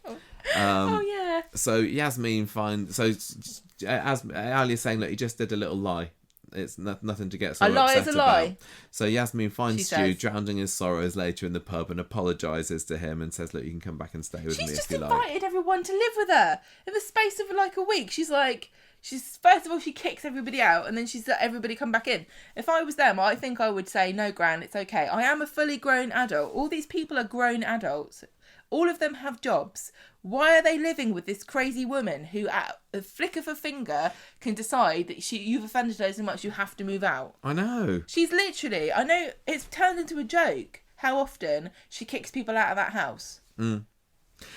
Friday's episode, they have a little meet up in the cafe, Stu and Yasmeen. When he's in the loo, though, she accidentally knocks over his bag and then finds a box in there which has a sneaky look inside, and there's a heart pendant. Oh dear. So at work later, this is a Love Actually moment. Yeah. She's Love Actually'd it. Yeah, at work later, Yasmeen says, Stu, thank you so much. I'm sorry, I just had... No, she doesn't even say. She completely lies about it, doesn't she? Which is massively hypocritical of her, considering what true. Tell you what, Yasmeen is just like Jeff, isn't she? Yeah. She says, it just knocked over and it fell open onto my lap and I saw the heart pendant. You liar, Yasmeen. That's not what happened. You were just having a sneaky look. You curious thing. And he says, look, it's not for you. Sorry about that. I wish you hadn't seen it. It's for my daughter. And Yasmeen's like, another revelation. So there's 2 revelations we've had about Stu this week: jail and daughter. Also, he says, sorry, that's not for you. I got you this Joni Mitchell CD. So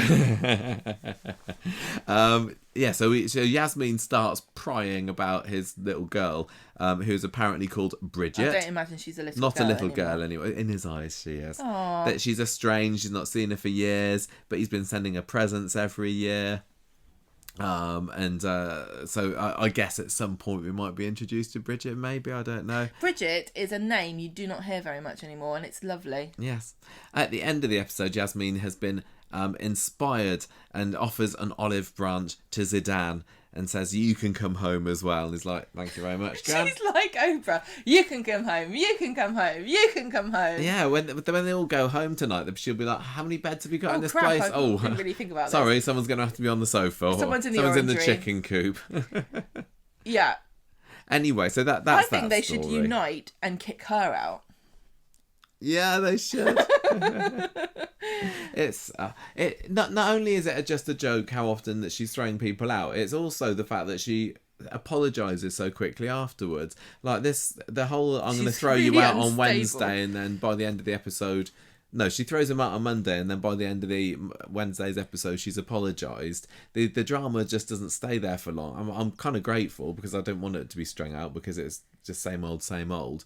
But it really did feel like a cliffhanger for a cliffhanger's sake. We don't actually want these two to not live together. But it can cause drama if she throws him out and then invites him back in. Any thoughts or theories or anything here? Is this over? So we had 2 revelations. Everything's back to normal now. They're all friends, which is nice.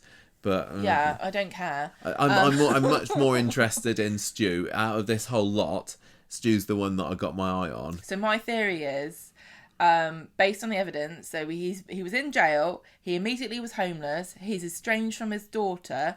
He didn't mention his wife. He can't drive. And he sends her presents. I wonder whether maybe he was driving the car and he was drunk with his daughter in the car. Maybe. And maybe the mum was in the car and she died. Maybe he killed her by accident, by dangerous driving. Went to prison for that. He seems too chipper. If he's done something like really bad, he'd probably be acting more like he's got the weight of the world on him. Once we find out then he will look sad for about 3 weeks. I hope that it's nothing too bad, because Stu's obviously been written as a character we're all supposed to like and enjoy and not find irritating or boring or anything like that. We're supposed to like Stu, and I do, and it'd be a real shame if they give him some kind of tragic backstory like that, which they like to do when there's a character that's kind of fun and everyone loves them. They then load some rubbish onto them to say, oh, what a dark past. And like, not everybody needs to have that darker past. I know, but Michael, honestly, if you look back in your own life, I think everyone's got a dark past or some kind of horrible, tragic thing that's happened to them. What's yours? I'm not going to say. Oh, trying to get some goss out of you there. Maybe, but I don't know. I hope that this story doesn't ruin Stu. We've already had Imran ruined this week. Let's not have Stu too. Now, and I thought that's about it for that story, isn't yeah, not there? a lot to it. Not a lot to it. But the next one, the Aggie story, I'm really enjoying. Yeah, I think this is interesting. This is something new, isn't it? As per normal with the Baileys, it feels completely and utterly separate to everything else that's happened on the street, although, of course, it is tangentially linked to Peter's liver transplant operation. But no, I'm loving this, and I think that that Mr. Thorne is turning into a great character. So do you want to do a quick rundown of what's been going on here? The actor who plays Mr. Thorne is so good because he's like so commanding, like he feels like a real consultant. Like he's superficially nice. He's got this kind of charm that he can turn on and off. He's very cold and calculating. He's very commanding, very suave, and charismatic and compelling. So Mr. Thorne on Wednesday, he asks Aggie to get Mr. Barlow's blood results printed and left on his desk. This is Peter Barlow. He gets, not Simon. No. Or Adam. No. He gets a bit snitty when or Ken. No. He gets a bit snitty when she says, oh, it's all on the system, you can just access it. And he's like, I actually need papers in my hand, so just print them off, please. And then when he's doing the consultation with Peter, by the way, if you were worried, he's fine. He can't find the results, and Aggie is like, bring them in, please.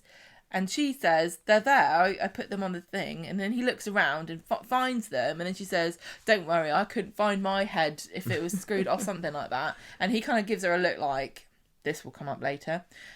So he storms out later and lays into her saying, you should have put the papers where I asked you to. And she says, I did actually. And he says, I'm not going to be undermined like this. This is your first verbal warning. And he does this in front of everybody. And obviously, Aggie's a woman who prides herself on doing a good job as a nurse, international nurse of mystery, and she does not like to be spoken to like this. So her colleagues offer her support and says he's been like that for years. He knows the hospital needs him. They'd never get rid of him. Just keep your head down and it will all be fine. So he obviously is like a superstar consultant. This is the trouble.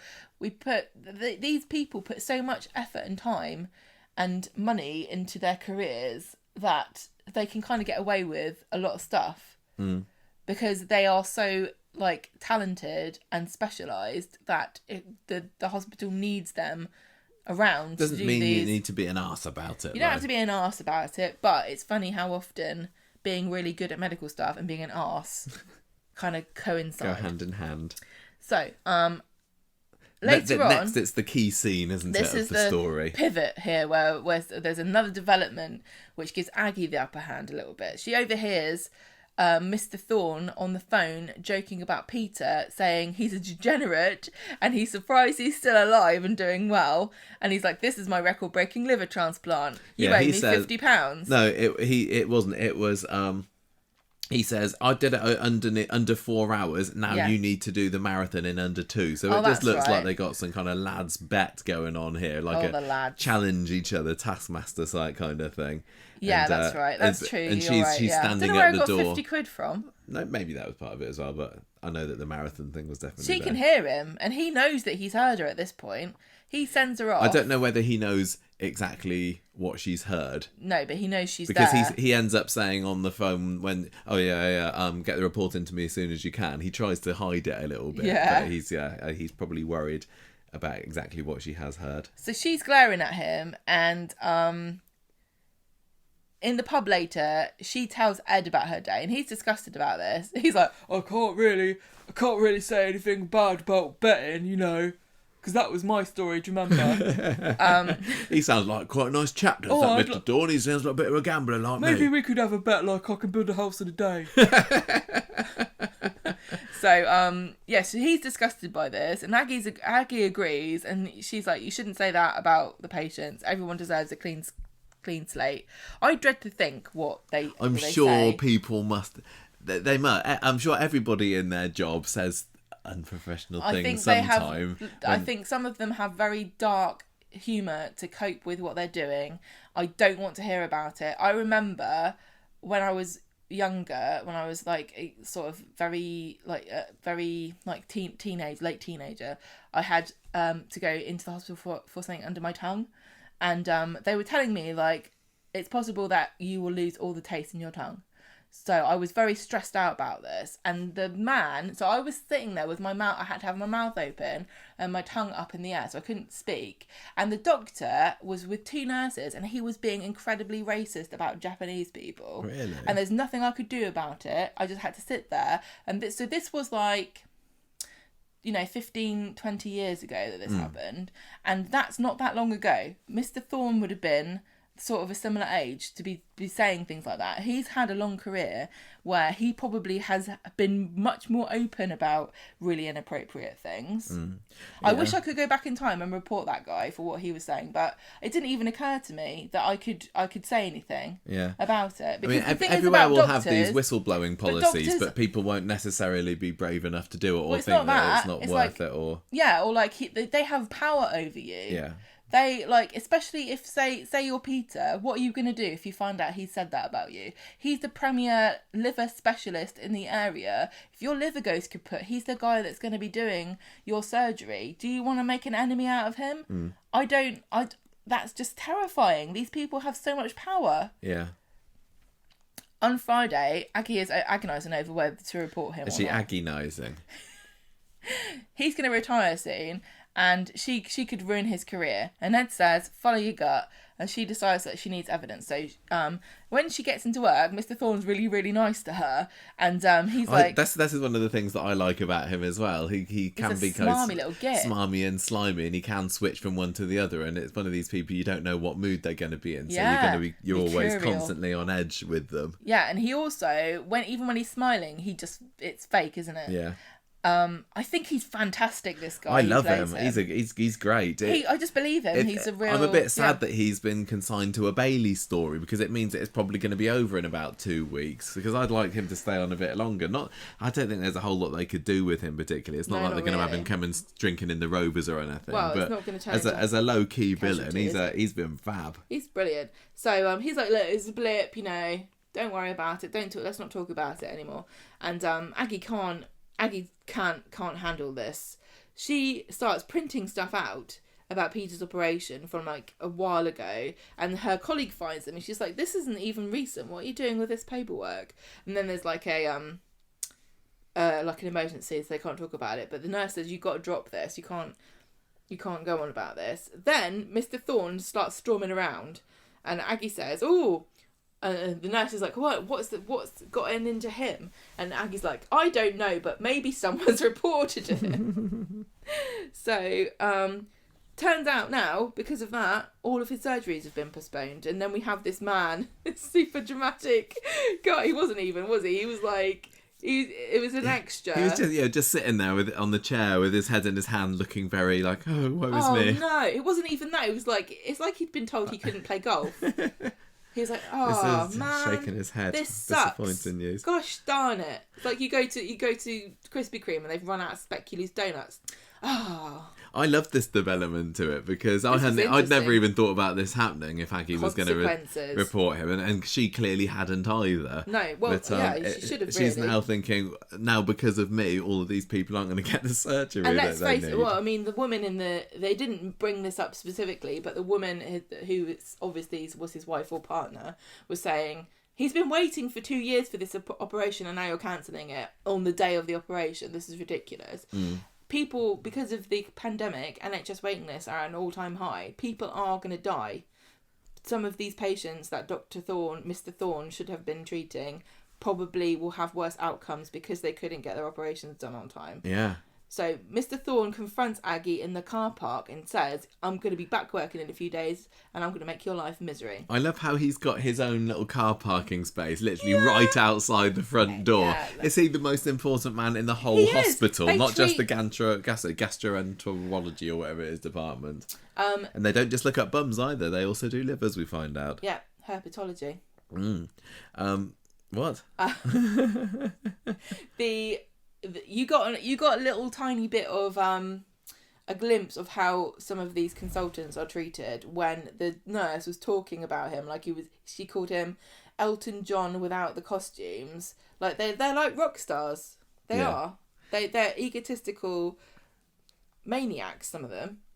Hope there aren't any consultants listening to this podcast, Joa. But if they are listening, probably all of them are going, that's right. All the other ones are arseholes. I'm a unique and wonderful individual who never does anything wrong. So yeah, this story's just interesting, isn't it? It feels fresh and new. Aggie, I still think is great. I think that Lorna's doing a fab job with all her performances in this. He's a great villain. Don't think necessarily too much of the woman that they've got playing Aggie's sidekick at the hospital there. But I'm very interested to see where this goes next. I don't know where it can go. I mean, the way he says, I'm going to come back to work next week and make your life hell. I think he will get a slap on the wrist. Because they do need him back. Are they going... This is the thing. These people have so much power. I now keep saying these people like they're kind of white supremacists or something. I do just mean people that are horrible at work who are consultants. They've got so much power. Are you going to throw this man away because he said something on the phone about a bet? He's endangered a patient. Yes. But can you really prove that really did happen? It's also like... And just because he's an arsehole to people, yes, that's unacceptable. Nobody at work, especially in a stressful environment, should be treated like dirt. But at the end of the day, if people are waiting and going to die if he's not back at work, what can you... He's got everybody over a barrel. Yeah, totally. This is why people, I don't know. I think being a doctor and medicine is still a pretty kind of elite profession, isn't it? A lot of people would never even consider looking into becoming a doctor. You have to have a lot of support from your home life. You have to have, because you have to study for years and years and years, and you can't really do that without a very good support system or you're very determined. Maybe if we made it easier for people, gave people more support to study these things, you get a more diverse group of people and you might be able to pick and choose the people who are a bit more suited to not being arseholes at work and can also hook a liver out. The one thing I thought was odd as well was, didn't anybody notice at the time that it was done super quick? Yeah, if he did a record-breaking liver transplant, nobody there was going, wow, doctor, why are you so fast? Yeah. Oh, mister. Hey, mister, you're really fast at that. And what did Aggie printed out the details that showed that he was fast? But she didn't have any evidence that he was joking about the bet or anything, so... Well, that's why he'll be back next week. Yeah. He'll just say, she didn't understand what I was saying. I guess. And also, I mean... And then if he treats her badly and is bullying her and everything, he's going to be very sly about it. And yeah, he's also going to say stuff like, if you can't stand the heat, or I'm sorry, I don't have time, I don't have room on my team for people that are overly sensitive. This is a very stressful situation. I don't have time to worry about hurting your feelings when somebody's literally I've got their life in my hands and you're there crying because I, was a bit short with you. Yeah. It just doesn't it's very easy to get away with workplace bullying in some professions, especially high stress ones, and medicine is probably one of them that you can kind of just brush it off, especially if you're a very high value employee like he is. Aggie's a good nurse, but they're not going to pick a consultant over a nurse. No, the nurse over a consultant. That's right. The last time they did the workplace bullying story on Coronation Street was, you remember Phil and Brian when he ends the evil and that story didn't work at all because I think partly that had a little bit of a comedy aspect to it. What with it being Brian, that was also the story where he made him get swing in front of the nativity or whatever and throw up over the school governors, and it feels like this one they're taking it a little bit more seriously. They're going to do maybe a better job of it this time round, I hope. But I'm really glad that it didn't turn into an affair, which is what we were worried about last week. Yeah, because you remember she came in and he was just he was surprisingly lovely, considering what she'd heard about him. Yeah. But, no, this is good stuff. I don't think they spend very much time trying to help. I don't know if they do or not, but I've had a lot of medical encounters over the past few years, and consultants can be incredibly bad at just communicating, even with patients, let alone with their colleagues. What do you think Peter might do if he finds out about it? Because it seems to me like he's so chill at the moment. He'd be like, well, I'm all right. If he got it done in 4 hours, fair play to him. Meant I could get out but sooner. it wasn't just that though. He said he was a degenerate, didn't he? That's really bad. Honestly, can I just say, like, gastroenterology and is it hepatology? I said herpetology as a joke, which is the study of lizards. But I didn't know that. How am I supposed to know that? The liver and the bowels. A lot of those, I mean, I think it's true for almost everything, but some of the things that he encounters as a doctor, Mr. Thorne, are due to poor choices, shall we say, that the person has made. So, like, bowel disease due to, like, eating too much red meat, or maybe alcoholism or whatever.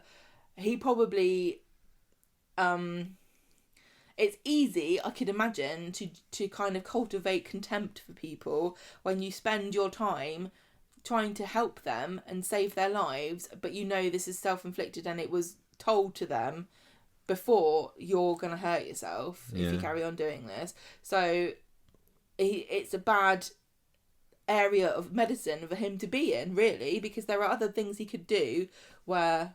But I was trying to think, like, heart, if you're a cardiologist, then you can say, oh, you didn't exercise enough or whatever. And in lungs and stuff, you'd be like, oh, did you ever smoke? Did you go to bars and inhale? Do you think, I wonder how involved Ed's going to be in this story, because he could end up marching up the hospital and giving Mr. Thorne a piece of his mind. I don't think she would like that. I don't think so either, but maybe that would mean it'd be more dramatic if he actually does do it. I think he kind of seems... I think that Aggie and Ed have this kind of relationship where they let each other get on with it. Right, let's move on. So you were talking earlier about somebody being overly sensitive, and here is Faye, who's overly sensitive. Sensitive about her over. Get it, Gemma? Over to you. What's Craig and Faye been up to this week? Poor Faye, I feel really bad for her. This is such a horrible shock. So on Monday, and I know I heard that they had got all this wrong. I definitely saw some people criticising the writing or the script that was given to Dr. Gaddis this week. Some of the things that she said were not right. No. But it might be that they said, this is what she would say to Faye to help Faye understand it. But Faye's not stupid. But anyway. Faye's not very bright, though. Well, I wouldn't say she's the brightest bulb. She was the smarter of the two when it was her and Emma being the criminal masterminds earlier this year. Yeah, but in comparison, Michael, perhaps, yes.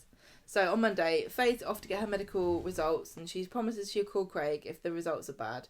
So she goes to see Dr. Gaddis, and this is what is said on the programme. She's got premature ovarian failure, which means she has no more eggs, but she can get HRT, which obviously...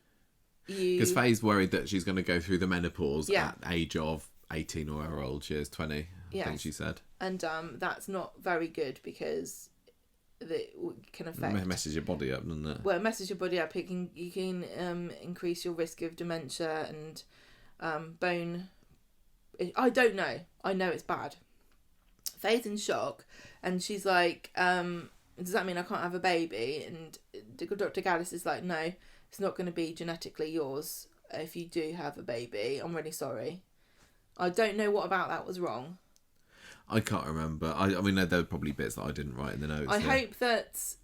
Somebody said that Gaddis was saying that you can't produce any more eggs, and somebody I saw said... You don't produce eggs. The eggs are already there. This is the fascinating thing, right? So, when your grandmother was pregnant with your mother... You half of your genetic material was inside her womb. So everybody has been carried in the womb of their grandmother and their mother. Doesn't that, because as you're a baby, as you're developing in the womb, if you're a female, your eggs, you are born with all the eggs you will ever have. So therefore, it's like a Russian doll. So yeah, she's already had all her eggs are already there, so that's not the problem. But when she said produce eggs, though, I'm going to give her a bit of an out here, because I thought she meant produce them out the tubes. From the fallopian tube. Yeah. Like, there's two different meanings, isn't there? There's like, I produce an egg for you, but I didn't actually lay it myself. I got it from the supermarket. Yeah, yeah. Anyway. But you can't buy human eggs from the supermarket. At least not yet. Maybe in the future. Craig gets home. He's worried he hasn't heard from Faye, so he leaves her another voice message. But Faye's gone to find Tim, and she tells him what happened, and she's like aghast. She thinks the universe is turned against her, doesn't she, after Miley? And the other thing about this, I don't think they're going to bring this up on the show because it's too timely. It's only just happened. But there's a shortage of HRT in this country. So if I was Faye, I'd be wigging out about that as well, because the thought of having to be on some kind of medication, she's probably going to have to take it until natural menopause, which is, in your sort of mid-50s, I think. So she's going to be on this drug for that period of time. And already there's shortages of it. That would freak me out if I was her. So, she thinks it's her fault. She thinks it's ironic. She thinks the universe really loves irony. She's being punished for giving Miley up. And Tim's like, don't think like that. You need to go and tell Craig. You need to tell him the truth and tell him soon. So she goes back to the flat and she tells Craig, and she says immediately, I understand if you don't want to be with me anymore. She does that dramatic thing where she's like, I'll move my stuff out, I'll be gone before you know. And he says, no, listen, I do want kids with you, but I want them, I don't want to just have kids, I want to have kids with you. I love you, I want to be with you like forever. Oh, so sweet. On Wednesday, Craig tells Beth about Faye's news. It's all a bit awkward because she then says, I don't know, are you going to stay with her or not? Faye arrives and she notices that Beth kind of leaves kind of pretty sharpish. Craig says it was nothing.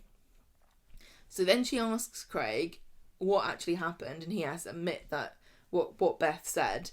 And then Craig says, we can adopt. And that was that. So you were feeling... I think Craig should have a one-night stand with Kelly. Yeah. Because she's a druggie in the making. Just repeat the story again. Yeah, why not? They've done lots of repeats in very short spaces of time. Why not another one? I probably seem as callous as Imran at the moment thinking about this storyline, but I couldn't give two hoots about any of this.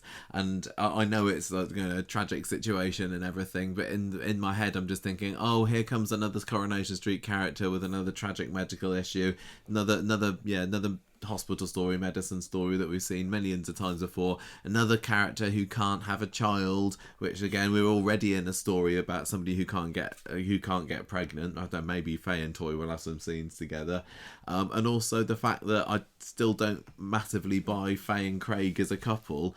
They seem to have, I know that they've been in and out of each other's pockets for many years now, but they've only just become a couple properly. She was away in jail for most of last year. They've only just moved in with each other. I don't think they've drummed up enough interest. Yeah, interest as a couple for me to be really, really bothered about this. And the likelihood of them staying together forever isn't particularly high, I'm going to say, just because they're so young, and most Coronation Street characters chop and change the partner that they're with throughout the course of the time they're on the show. So yeah, struggling to be really, really sad for them as a couple. But you when we were watching it, seemed to have a bit more sympathy for Faye, didn't you? You had a beating heart within you, unlike me. You have never ever even considered wanting to have children, so you don't really see. I have. You've never... No. All right then, but you don't... I've never thought, right, I really want to have kids now, let's have kids now. So you don't understand, like, the perspective of somebody who has now been told what your future you thought would happen cannot happen. So if there was a character who said, right, you've been blacklisted from the adoption shelter, you can never have a cat, how would you feel? That would be really tragic, actually. Yeah, I get well, it. Imagine even this, if it was fake. It's even more sad and upsetting.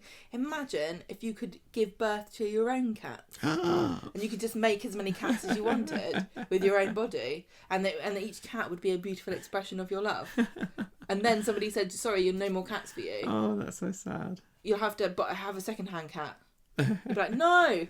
Yeah, okay, I get it. Did you get it now? Yeah. I felt really bad for her. This is terrible. And also the other thing is, men don't have the menopause. You don't have a kind of connection to aging or your body, and you don't have a process every month where you have a period that hurts and is inconvenient, but is sort of a symbol of femininity, even though you don't want it to be.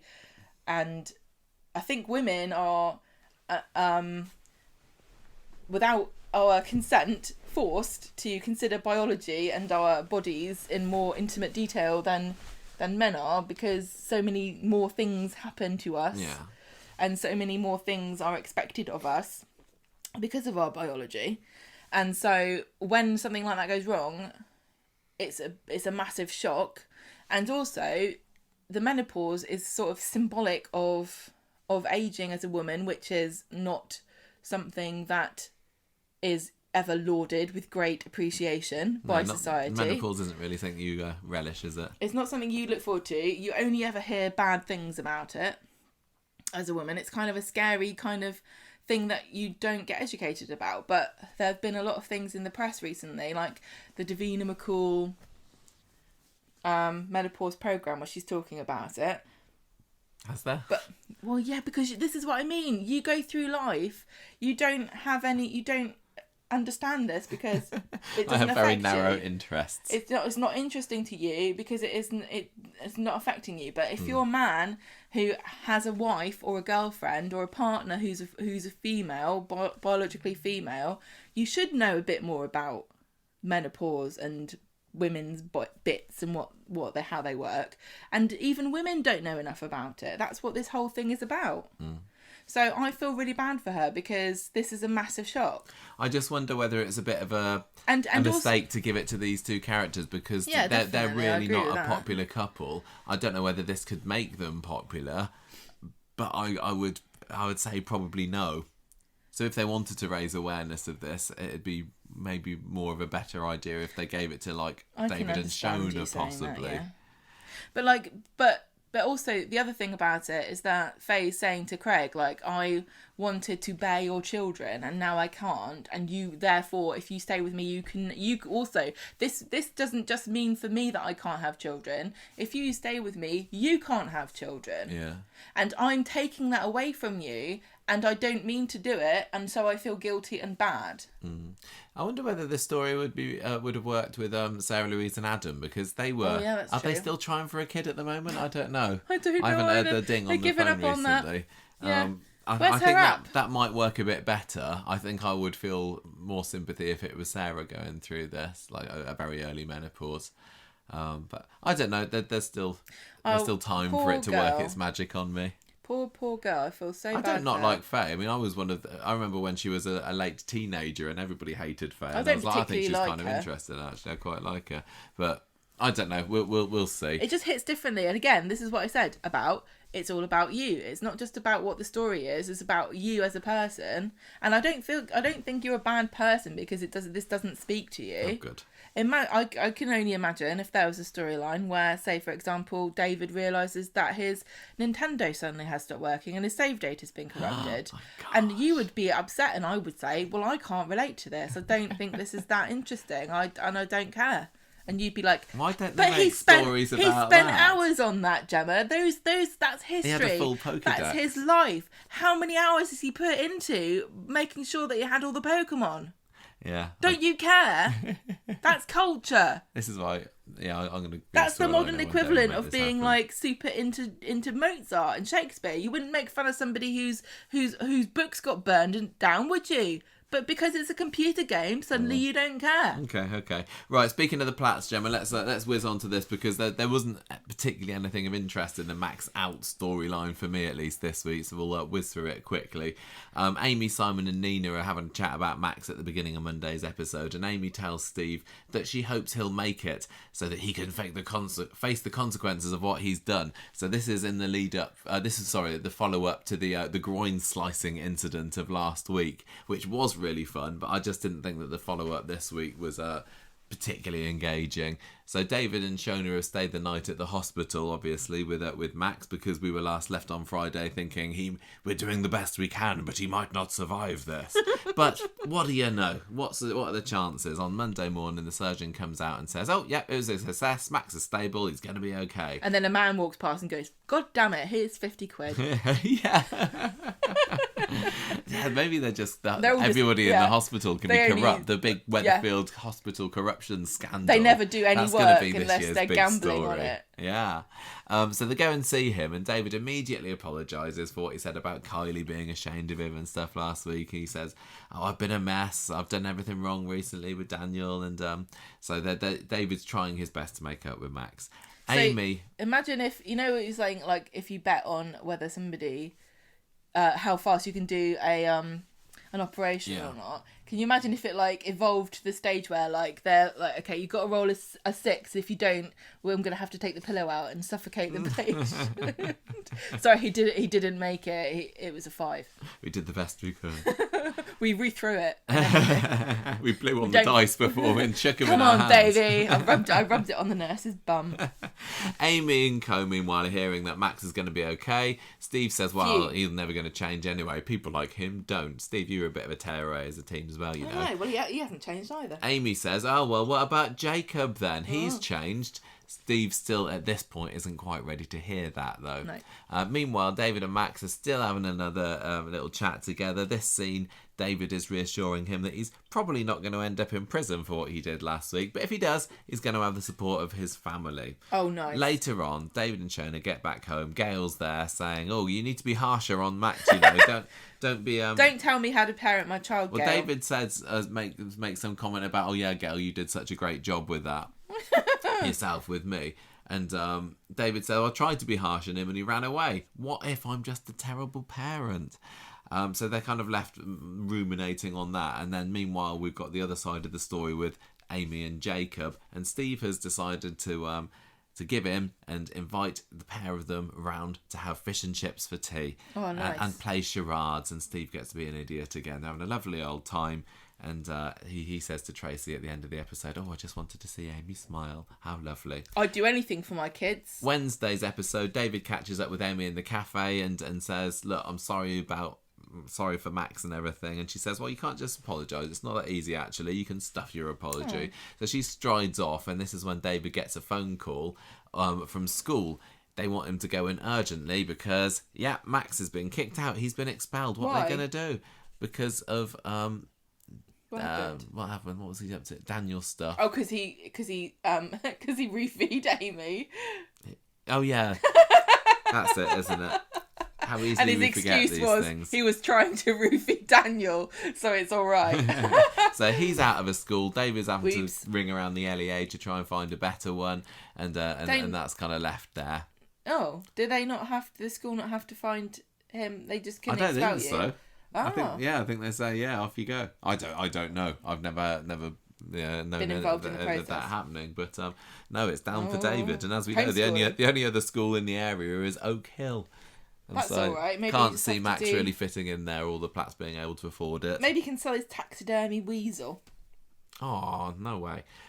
So anyway, we as ambivalent towards this as I was. I passionately believe in the right of all children to attend school. Okay, me too. I also thought I thought that the Amy and Jacob thing, I guess it was nice that Steve has accepted him, but that was the minor Yeah, it's all part of the story, fine. wasn't it? Not really What that I did bothered. love, I absolutely loved this week was the George story, and it was only on Friday, wasn't it? Do you want to read this one? Well, it seems that George hasn't slept again. This has been going on for a week and a half since we saw this story, maybe. So ever since then, he's been staying over at Eileen's. He's been keeping himself awake all night so that he doesn't disturb her and Todd. I'm surprised he's not with hallucinating. with this massive snoring. And he's there, kind of. Mary's wittering on about I don't know what. With their exercises, and he can't really be dealing with this at the moment because it seems like he's maybe not slept for 2 weeks. So Todd comes storming up to George, outside the Undertaker's later because he's given somebody the wrong ashes. Comedy funeral stuff strikes again, and he's like, George, you can't be keeping this up for much longer. You need to tell my mum about what's happening. There's also a scene in the cafe later where Bernie is wondering what's gone on because George is being a bit sleepy in the cafe, and Bernie reckons that Eileen is keeping him up with her snoring, and she gives him the technique of putting a bra on backwards with tennis balls inside. And I was wondering whether later on this episode we'd get to be treated to Tony Maudsley in this attire, but no, sadly not. That would have been great. Yeah, but so eventually, after being cajoled by Todd a little bit more, George finally confesses to Eileen that he's been pretending to go to sleep for all this time, and Evelyn's there as well. There's a couple of funny Evelyn scenes in this story yesterday, wasn't there? Friday was just kind of a bit off kilter. There were just a couple of scenes which, like, a couple of exchanges of dialogue which didn't progress the plot in any way, but it was, and I didn't mind that. No, I didn't mind it. I just but thought it's like, do I write this down in the notes? I don't know whether I need to. Yeah, it did, but I like Evelyn's involvement in it was completely superfluous. Yeah, totally. Mary's there as well, saying, I hear it's not to do with how you sleep, it's about what you get up to before you go to sleep. This is another one of my favourite things in the story, just how Todd is having his mum's sex life rubbed in his face at every opportune moment, every available moment. Anyway, so the truth is out. They also have fish and chips for tea tonight. Everyone's having fish and chips and curry this week. That was a really funny scene as well, because there were another bit where it wasn't needed or necessary, but it was just about George having too much curry sauce over his chips. But he also doled out some to Mary, and he gives her like a tiny portion, and then she's like, oh, and then he's got this mound of it, and then he gets the whole tub of curry sauce and he pours it all over the top. Oh yeah, wasn't that when Todd does a little farting noise? He says, like, you're gonna sorry have for more. my mum. He goes or poot or something. I can't remember. Anyway, it was kind of funny, and we were treated to a late night after hours Coronation Street scene towards the end of the episode. Oh, and it was really see. This is the director again. Yeah, they had the cat on the bin, didn't they? Jumping onto the window, not onto the window, onto the wall, and then the camera moves up to the number 11's bedroom, where as the only way they could have done it really, George snoring his head off, and then the camera pans out to Eileen, who's lying there like wide-eyed against, can't sleep with this awful tractor-like snoring there. Todd's calling through the window, just wake him up. Again, that was just there for the lols, really, wasn't it? I thought that was. Really I thought it was really, and it was. The look on Eileen's face is great. It's a serious issue. It's very very detrimental. I don't need this storyline to go any further now. I think that we can forget about this. I don't need an issues-based story about snoring. It's not. I don't think it needs to be that deep. But it's, if you can't sleep, it's torture. It's literally torture. Yeah. You can't do that to people. If you got them in prison or something, if you do that to them, it's legally torture. So to have the person you love keep you awake because they snore and they can't help it and they don't know they're doing it, it's horrific, really. I don't see the two of them splitting up over it, especially as George has made such a big thing about, I've been through so many other relationships and they've all dumped me because I've been a massive snorer, and Eileen's like, I never would do that. I don't think that she would. So I don't know what the solution is. I don't need it to be mentioned machine. Anymore. But even those aren't quiet. The other thing that often happens in soaps when character doesn't sleep for a while, and usually it's about a day, it does the job, they end up getting in some sort of car accident, don't they? Yeah. Don't need any Oh my of that. God, imagine if you got into a car accident with a hearse. And then the paramedics arrive and they're like, oh my God, this man's dead. What? He's been dead for hours. Now, what if he's like high speed driving down the motorway and he has to slam his brakes on and the coffin goes through the windscreen out onto the I don't know how many comedy capers with the funeral directors people can stomach, but I think Coronation Street's made it quite clear that they are prepared to make a joke about some of these things. But they didn't take the opportunity last week with him sleeping in the coffin in the back of the car. I think we would have. I was going to say, I think we would get Ofsted on our case. What is they Ofcom? Ofcom. If we were in charge of Coronation Street, we'd be in so much trouble. Did you enjoy this? What? Yeah, George story. It was nice and simple, and they're doing a good job of building the relationship between George and Eileen as well. They feel to me like they're suitable to each other. Todd being there as well as the extra one who's a bit embarrassed by it all is lots of fun. It's kind of sweet and funny. It's weird that Todd isn't ever really in scenes with anyone his own age. He's true. Just in a little bubble. You're right. With George and Eileen. Well, it's the COVID problem. But there isn't really one there anymore. Breaking that down, and they need to. You're right. They need to give him a bit more. They need to broaden him, otherwise he's going to be like turning into the Baileys, where he doesn't interact with anyone outside his family. No. But anyway, it's a great setup, and I hope to see more of that in the future. And finally, Gemma, speaking of comedy storylines, Kirk. I don't know what I think of this. It was kind of funny. The scene with I was kind of like agog, and I don't know in a good or bad way. I was agog that I wasn't completely turned off by it. The whole thing about Kirk getting, what is it? I can't remember what his job title is. He's like involved in sales because he made one sale, and like apparently that's enough to like shoot him to the top of the leaderboard. The fact that Sarah and Carla gave him this position just because he asked for it, I thought was very silly. And they also said in tonight's episode he's only got 1 week left of it. But I was pleasantly surprised by not absolutely hating yesterday's story. I mean, Sarah and Carla are beginning to give me the impression that they're only in charge of the factory because of some kind of government initiative to give feeble-minded people more responsibility to see if it will grow their brains. You're not talking about Carla here. Yes! We know that Carla has got a bit of history of that factory. Carla has now become an idiot. I'm sorry, by association with Sarah. She's not the cutthroat business owner that she used to be, is she? Let me tell you what happens in Kirk's Got the Horn, which it sounds like a really good Famous Five story. Jacob thanks Kirk for helping him keep his job because last week it was on the rocks because everyone found out he was a drug dealer. Kirk's still overexcited about this new position. He's got like a suit on and stuff, and he says he's ordered something for the sale team, and it's air horns, and he's going to fire them off whenever he makes a sale to motivate everybody. And Sarah says... Faye and Michael love it as well, don't they? They do. Yeah, they do. I'm so incentivized. I think they would get sick of it fairly soon. But well, Sarah says, "Can you please be quiet because Carla's on an important Zoom call?" And they carry on with the horns all day long. And I don't understand. Is she the boss or not? Can she not say, "No, you're not firing off an air horn. People have scissors and needles." She needs to step up a bit. She's even telling Kirk, "Don't call me Mrs. Barlow," wasn't she? And he says, "Oh, sorry, Mrs. Barlow. I won't do it again, Mrs. Barlow." And she doesn't say anything. She just walks off like wincing. I understand it's supposed to be a joke. It's a different management technique. But it just seems like if I'm the boss of somebody and I tell them something and they don't do it, there's going to be a problem because... what's the point of being the boss of somebody if they don't do what you ask them? Yeah. But they seem to only give this position to Kirk for a joke anyway, don't they? I know. The whole thing is just utterly ridiculous. Joke, really. It's utterly ridiculous. Like, if somebody's on a Zoom call to pitch for new business and you've got a simpleton in another room with an air horn going off every 5 minutes and you say, "Can you not do it, please?" And he does it anyway... just fire him or tell him he's demoted. Aggie got her first verbal warning, and all she did was nothing. Point out that she had actually put his paper there, and I don't know whether he would actually have authority to give her that. Sarah's management style seems to be just going around going, "Nothing I can do about it."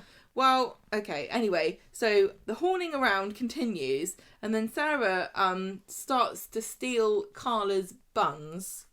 Like, she's alone in the factory. Oh yeah, she's looking inside her lunchbox going, "Oh." And there's like a lunchbox that says, "Carla's, I enjoyed do that not touch." scene. And she picks it up and then she's walking through the factory like all sneaky. And then she hears like a noise, like somebody Yeah, something like psst, psst, like that, like somebody saying. I was really curious about what that was, and it was a bit like it was a nothing in the end, but it was still funny. She bends down because she can see this device, and it looks like it's a camera. I thought it was a little pencil sharpener. Oh, I thought it was like some kind of spying device. So she picks it up and looks at it, like brings it up to her eyeballs, and then it squirts air freshener in her eyes, and she's blinking, and like she's covered in this fumes, and I thought, is this like an issue story about losing your sight or something? Is Sarah going to go blind? But no, apparently you can take one in the face and it's fine. Kirk comes in and he's like, oh, you found my air freshener. And she says, maybe we should put this higher. And again, he's like, no, I'm not going to listen to you. And she's like, nothing I can do. Kirk meets Sarah and Carla in speed dial. He's very tough with himself. Sarah says to Carla, he's still got a week left. What are we going to do? You're the boss. Tell him he's not allowed to be a salesman anymore. The thing is, he seems to have got the support of the other workers, doesn't he? So I think it might end up being a bit of a unpopular decision if they do decide to demote him, which is stupid because it should be them at the end of the day. But do you think that Kirk is actually going to keep the job? I think this doesn't deserve as much time as we've spent on it already, to be honest. This is all a bit frivolous and silly, and I don't think you're supposed to take this seriously. It was funny, it was weird, I thought it was a bit surreal. Sarah holding the thing right up to her eye was one of those scenes like, oh, there's no water coming out of this hose. I'll just hold it right up to my face to see what's going on. Is this bullet stuck in this gun? I actually did that once. When I was little, my friend had an air gun, like one of those air gun things, and I was trying to shoot it wouldn't shoot, so I looked down the barrel and fired it. I lived, it's fine. Oh good, thank you. There was nothing in there, but that was bad, wasn't it? Yeah, that's interesting. Good stuff. And that is it for the week. That is our lengthy discussion eventually of this week's Coronation Street. Gemma, I'm going to pass over to you to give us your score first, because I know what I'm going to give. I can't recall if I was going to say anything else about that storyline. There's nothing to it, is there? There was nothing. It was fine. It was funny. I was going to say that weird anecdote that Sarah said as she was talking about Lady Gaga. Oh yeah. And she was like, "Oh, imagine if Lady Gaga was," and she just said something really she lame. said, what was the name of the woman she was talking about? She was like, well, what if Lady Gaga says to so-and-so, I can't do it, and the other person says, you can do it. It was something like that. That was it. That was literally it. And I was like, this is exactly what... Well, I said, who wrote this, that's crap. And you said, that's what she would say in real life. And I thought, actually, Coronation Street doesn't often give people rubbish lines. But when they do, it's funny because it's like, yeah, this is what people are like when they don't know what to say. Yeah. Right, Gemma, come on. This week's scores. What are you giving it? This had a wedding. Yes. This had a court case. Yes. This had a kidnapping. Twice. And also some other storylines. I quite enjoyed it. I thought Fridays was good. There was a lot of comedy. Friday definitely saved the week for me. I think I'm going to give it a 4. Mm-hmm. I'm going to give it 4 Guardian reading, bean eating, hypocrites called Laura Ashley. That was a great... was that in the hospital scene, I think, that Abby called Toyah that. I thought that was brilliant. I feel so bad for Toyah and for Georgia Taylor that her character is continually made fun of because of these traits here. I'm not going to give it a 4. I thought, obviously it was a big week, but because a lot of the week I was just feeling sad watching it, and I thought that the wedding didn't in any way live up to my expectations. Oh, and I'm just happy we got one. They've pulled Imran under the bus. Yeah, it's good that they've got one, but at what cost? I'm giving it 3.5 though, just to recognise the importance of it, and Friday saved it to me. So I am going to give it 3.5 hairy lodgers smoking on the bog out of 5. Yeah. Character of the week, I can't possibly give it to anyone in the Happy Babby Baby storyline because I wouldn't want to get lynched. But honestly, they are all as bad as each other, I think, in there. Well, mate, I don't know. Like you said, I don't think Toyah is in any way as much to blame as the other two, but I'm not going to give it to Toyah. I am going to give this week's character of the week to Aggie, because she stood up for what she believed was right in the workplace, and I also enjoyed the fact that she had her story. I think Aggie was character of the week this week. What about you? Are you going for Toyah? Yeah, Toyah. I thought you would. You've given it to her for quite a few weeks in a row now, haven't you? I'm a maverick.